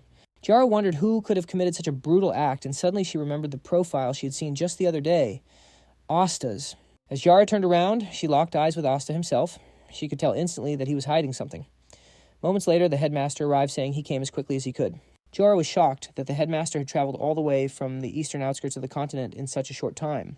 The headmaster, however, was just pleased that Jara had managed to wrap everything up so neatly. At the same time, the headmaster showed a keen interest in the report Jara sent, which claimed Asta was the one who dealt with the intruders so viciously. You see, every mage has what's known as a heart demon, which can appear without warning. Most of the time, these encounters never end well. Since he always followed orders as a troubleshooter in his past life, Asta never developed one. However, his comrade's death by forbidden magic had ignited a true fury inside him. He thought he had buried that rage, but running into Friesen in the trial corridor released all the emotions he had been bottling up. Asta felt like he was carrying a bomb in his chest that could go off at any moment. Now, a week after the incident, Asta decided it was the perfect opportunity to start absorbing the Crimson's Fire secret tome. The secret art he'd mastered in his past life was a non-attribute art given to troubleshooters. This would be his first time learning an elemental secret art like Crimson Fire. That's why he'd gone over the first stages again and again, but he'd also peeked at the ending just to make sure everything would work out. Now, the primary mana circuits weren't all that different from the Heavenly Origin technique, but there was a catch. Simply circulating mana through the Crimson Fire circuits only created fire-aspected mana, meaning the mental image had to be maintained perfectly. Just then the tome flared to life. Asta began absorbing the mana, igniting a flame in his very core that blazed through his hands. After manifesting the spell, he immediately moved on to compression. He quickly realized that this new magic was taking a much bigger toll on his body than his usual non-attribute mana ever did. At last, he successfully absorbed some of it. Asta felt he was now one step closer to Farron. He was thrilled to have finally added the fire attribute to his basic art. But just as he was basking in his success and planning his next move, he sensed a colossal presence right outside the building. There was no doubt about it. Someone was trying to call him out. Asta didn't hesitate for a second, stepping outside to find to his surprise the old dwarf, the headmaster himself. The headmaster noted that he finally understood why JR had been suspicious. Asta's control over the fire mana was just too perfect. "You're really something else," he admitted. Asta casually called him principal, but the old man quickly corrected him. "It's headmaster, if you please." Suddenly, the headmaster released a massive wave of aura from his body, causing Asta to wonder what in the world was happening. But as a former troubleshooter, he wasn't about to be intimidated. He stood his ground as the headmaster's voice boomed, declaring that, as the Academy's highest authority, he deserved some respect and a proper greeting. Asta immediately bowed his head, shouting his greetings at the top of his lungs. The headmaster urged him to quiet down. "You can shout all you like, but no one is coming. I've already blocked out the surrounding sound." Asta was impressed. This old man was incredibly sharp. He had tried to get people's attention, but the headmaster was already a step ahead of him. Asta then asked the headmaster why he'd come, and he simply stated that he had some questions. His replies, he warned, would be the tipping point. As the headmaster went to sit down, he released so much pressure that Asta was instantly crushed to his knees. "Jara told me you're hiding something," the headmaster said, "and I'm quite interested in finding out what it is." Asta was completely blown away by his power. He couldn't believe this was the same man who fumbled through his speech in the Grand Hall. The headmaster was a monster in his own right. Still, Asta thought he was nothing compared to Declan. With this realization, Asta found a way through the headmaster's mana flow and neatly cut it off. Once he was free from the pressure, Asta stated that he knew the headmaster was here because of the events in the trial corridor. The headmaster was surprised that Asta wasn't even trying to hide it. Asta simply replied that it wasn't worth hiding. While Asta would have preferred it remained a secret, it was too big to conceal forever. With that, he asked the headmaster what he wanted to know. This guy was so confusing. One minute he was serious, and the next he was smiling from ear to ear. The headmaster replied that he would ask the questions, and Asta could answer what he was able to. It was much better than beating the answers out of him after all. With an agreement reached, Asta sat down to listen. However, before the headmaster could begin, Asta started with a little parable. He told him a story about a wyvern being preyed upon, which immediately grabbed the headmaster's full attention. This prompted the headmaster to treat their situation like a battlefield. He told Asta to regard him as his senior, or he would knock him out. Asta obediently bowed, calling him senior, and the headmaster complimented his good sense. Now that they were on the same page, the headmaster unleashed a furious aura before asking Asta why he left the intruders in such a brutal state. Asta was surprised when he realized the headmaster's anger wasn't directed at him, but at the intruders. Asta then asked what he planned to do about it all. The headmaster replied that he was going to crush the intruders and their sponsors. He also assured Asta that the Emperor would grant his full approval. What's more, he planned to gather his old comrades. When Asta heard this, he figured the headmaster was talking about the war mages or knights who once fought beside him. These were definitely not ordinary forces. Asta replied that everything traced back to Declan, but the headmaster saw right through his little bluff. Asta was impressed by how sharp he was. It would have been so much easier if he could have just pinned everything on Declan. Asta finally came clean, revealing that the culprit was Vimar.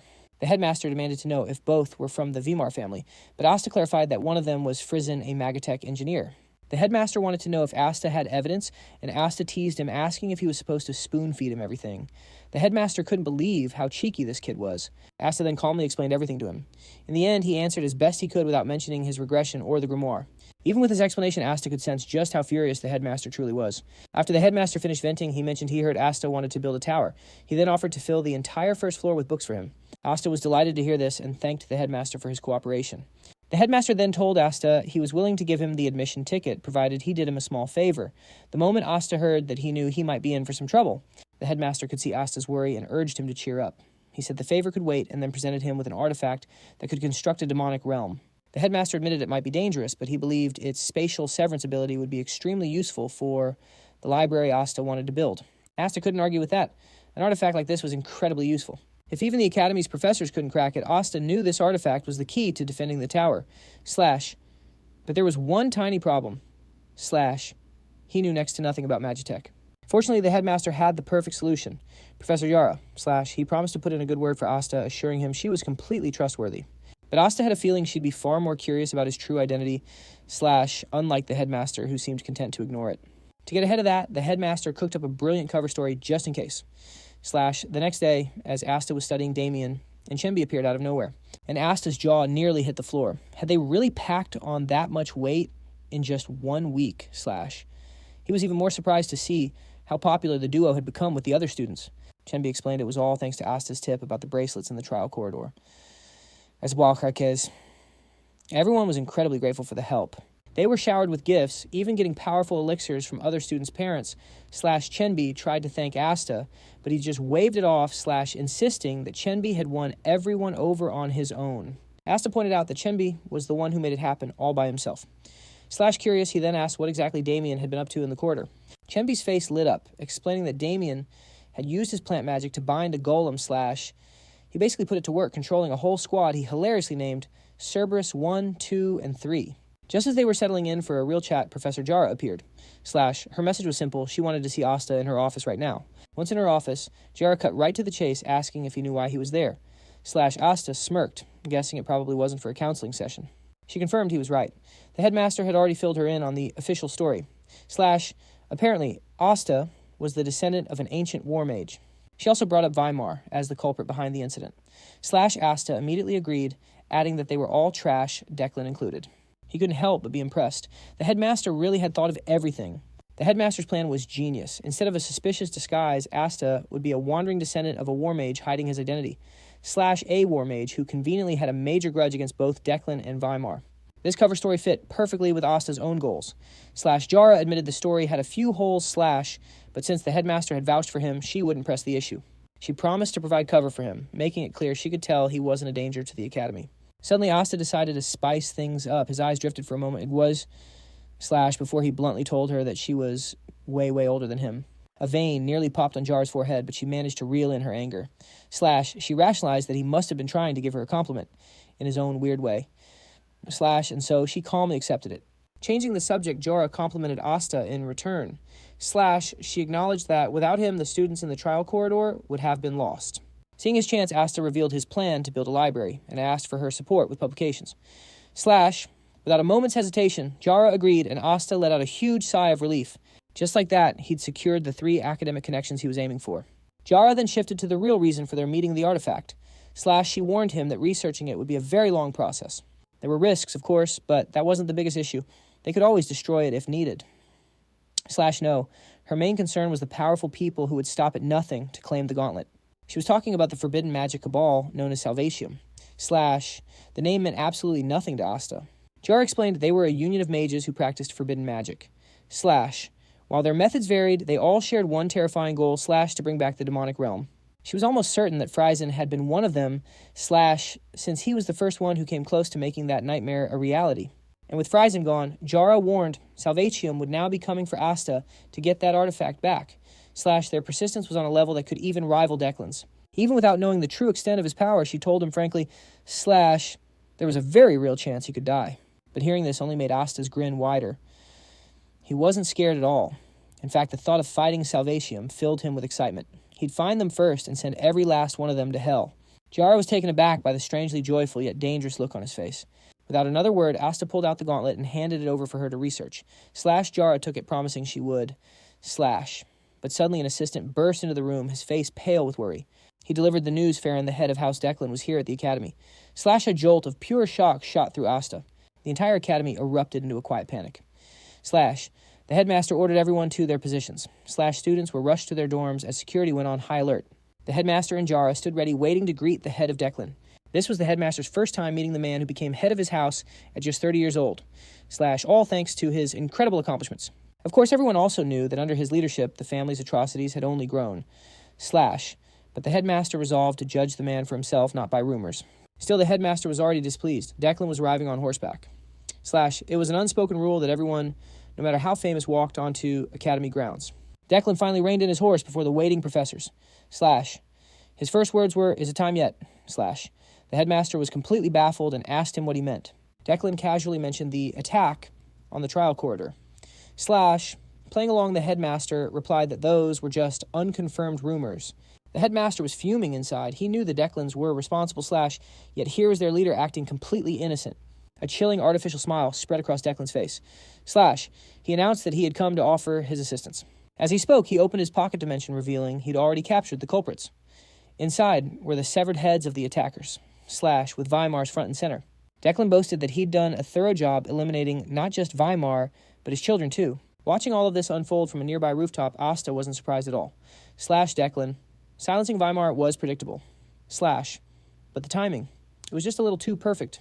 He suddenly realized the only person he'd mentioned Weimar and Declan to was the headmaster. And just like that, Declan appeared the very next day. Was that just incredible luck, or was the man terrifyingly meticulous? Either way, Asta was relieved. He finally had a connection to Declan in this life, even if the man's level was still worlds above his own. A few days later, academy life returned to its usual cheerful rhythm. However, Farron had set something in motion during his last visit. He'd mentioned sending a direct descendant of Declan's bloodline to the academy. It was a classic hostage tactic, a power move only the most prestigious houses could pull off. And then, as if they had coordinated it, the Imperial House announced that the third princess would also be enrolling. Still, all that drama was set for next year. To raise the school's morale for now, they organized the Pistoniki Festival. It was originally a victory celebration for students mobilized during the Age of War. Asta figured the academy was treating the trial corridor like a modern-day war, which was a great excuse to party. And to make things even sweeter, they even permitted alcohol, granting everyone total freedom. Even the stoic Damien seemed interested in sharing a drink with the mercenaries. Just then, an announcement echoed across the grounds, declaring the start of the award ceremony.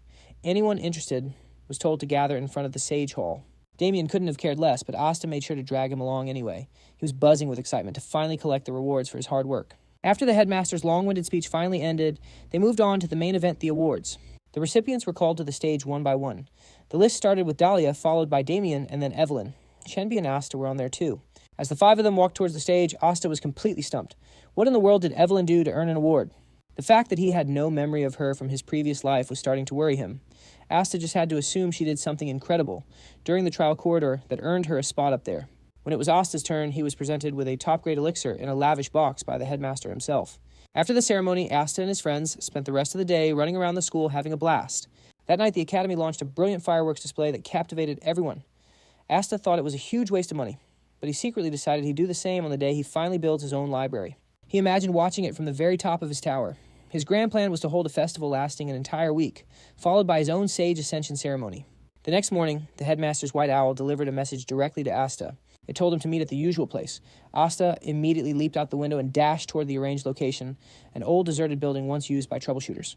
It was without a doubt the most secure place in the entire academy for a secret chat. Asta stepped inside, surprised that the headmaster had actually tidied the place up. Once they sat down, Asta got right to the point. "So, old man, why'd you call me out here so early?" The headmaster simply smiled, reminding him that he still owed him a favor. That's when it clicked for Asta, the favor he had traded for the library pass. The headmaster then revealed that the favor was an easy one. He just wanted Asta to deliver a letter to an old friend. Before even taking the letter, Asta's gut told him this wouldn't be simple. He asked the headmaster for the destination, and he revealed the target was hiding in the Hammer and Great Forest. Asta was stunned. That forest was an ancient, preserved land teeming with powerful monsters and rare magical materials. He couldn't believe the headmaster was seriously asking him to find a single person in a place like that. The headmaster teased him, saying it wouldn't be too hard since other people lived there too. He told him to just check a few base camps and he'd surely find him. Just as Asta was about to protest, the headmaster cut him off, saying he'd already prepared a little something for him. The headmaster placed a list on the table in front of Asta, leaving him utterly speechless. Every single item on the list was ridiculously expensive and incredibly rare. The headmaster then asked with a smirk, "Now what was it you wanted to say?" Asta immediately swallowed his complaints. "I'd be happy to take on the task." The reward for this mission was simply too massive for him to even think about refusing. Honestly, Asta was blown away by the quality of the rewards he'd been getting lately. On top of everything else, he had an Ira Workshop artifact production voucher. That was a legendary workshop where even noble families had to wait their turn. With all this loot on the line, saying no was not an option. The headmaster explained that he wanted to call his old friend back to the academy. With the looming threat from the demon realm and the whole mess with Declan, the headmaster felt it was time to get help from his comrade. However, the guy claimed he was busy with personal affairs, which is why the headmaster wanted Asta to go over there and help him sort things out. In the end, Asta even managed to negotiate for some extra compensation before leaving. After the meeting, his mind was already racing, formulating his next plan. He had originally planned to use the top-grade elixir to increase his mana capacity, but with 3 of them now, he realized he didn't have to be fixated on just one stat. With that freedom, he decided on a special technique, one created by referencing the knight's reinforced body, which was powered by ether.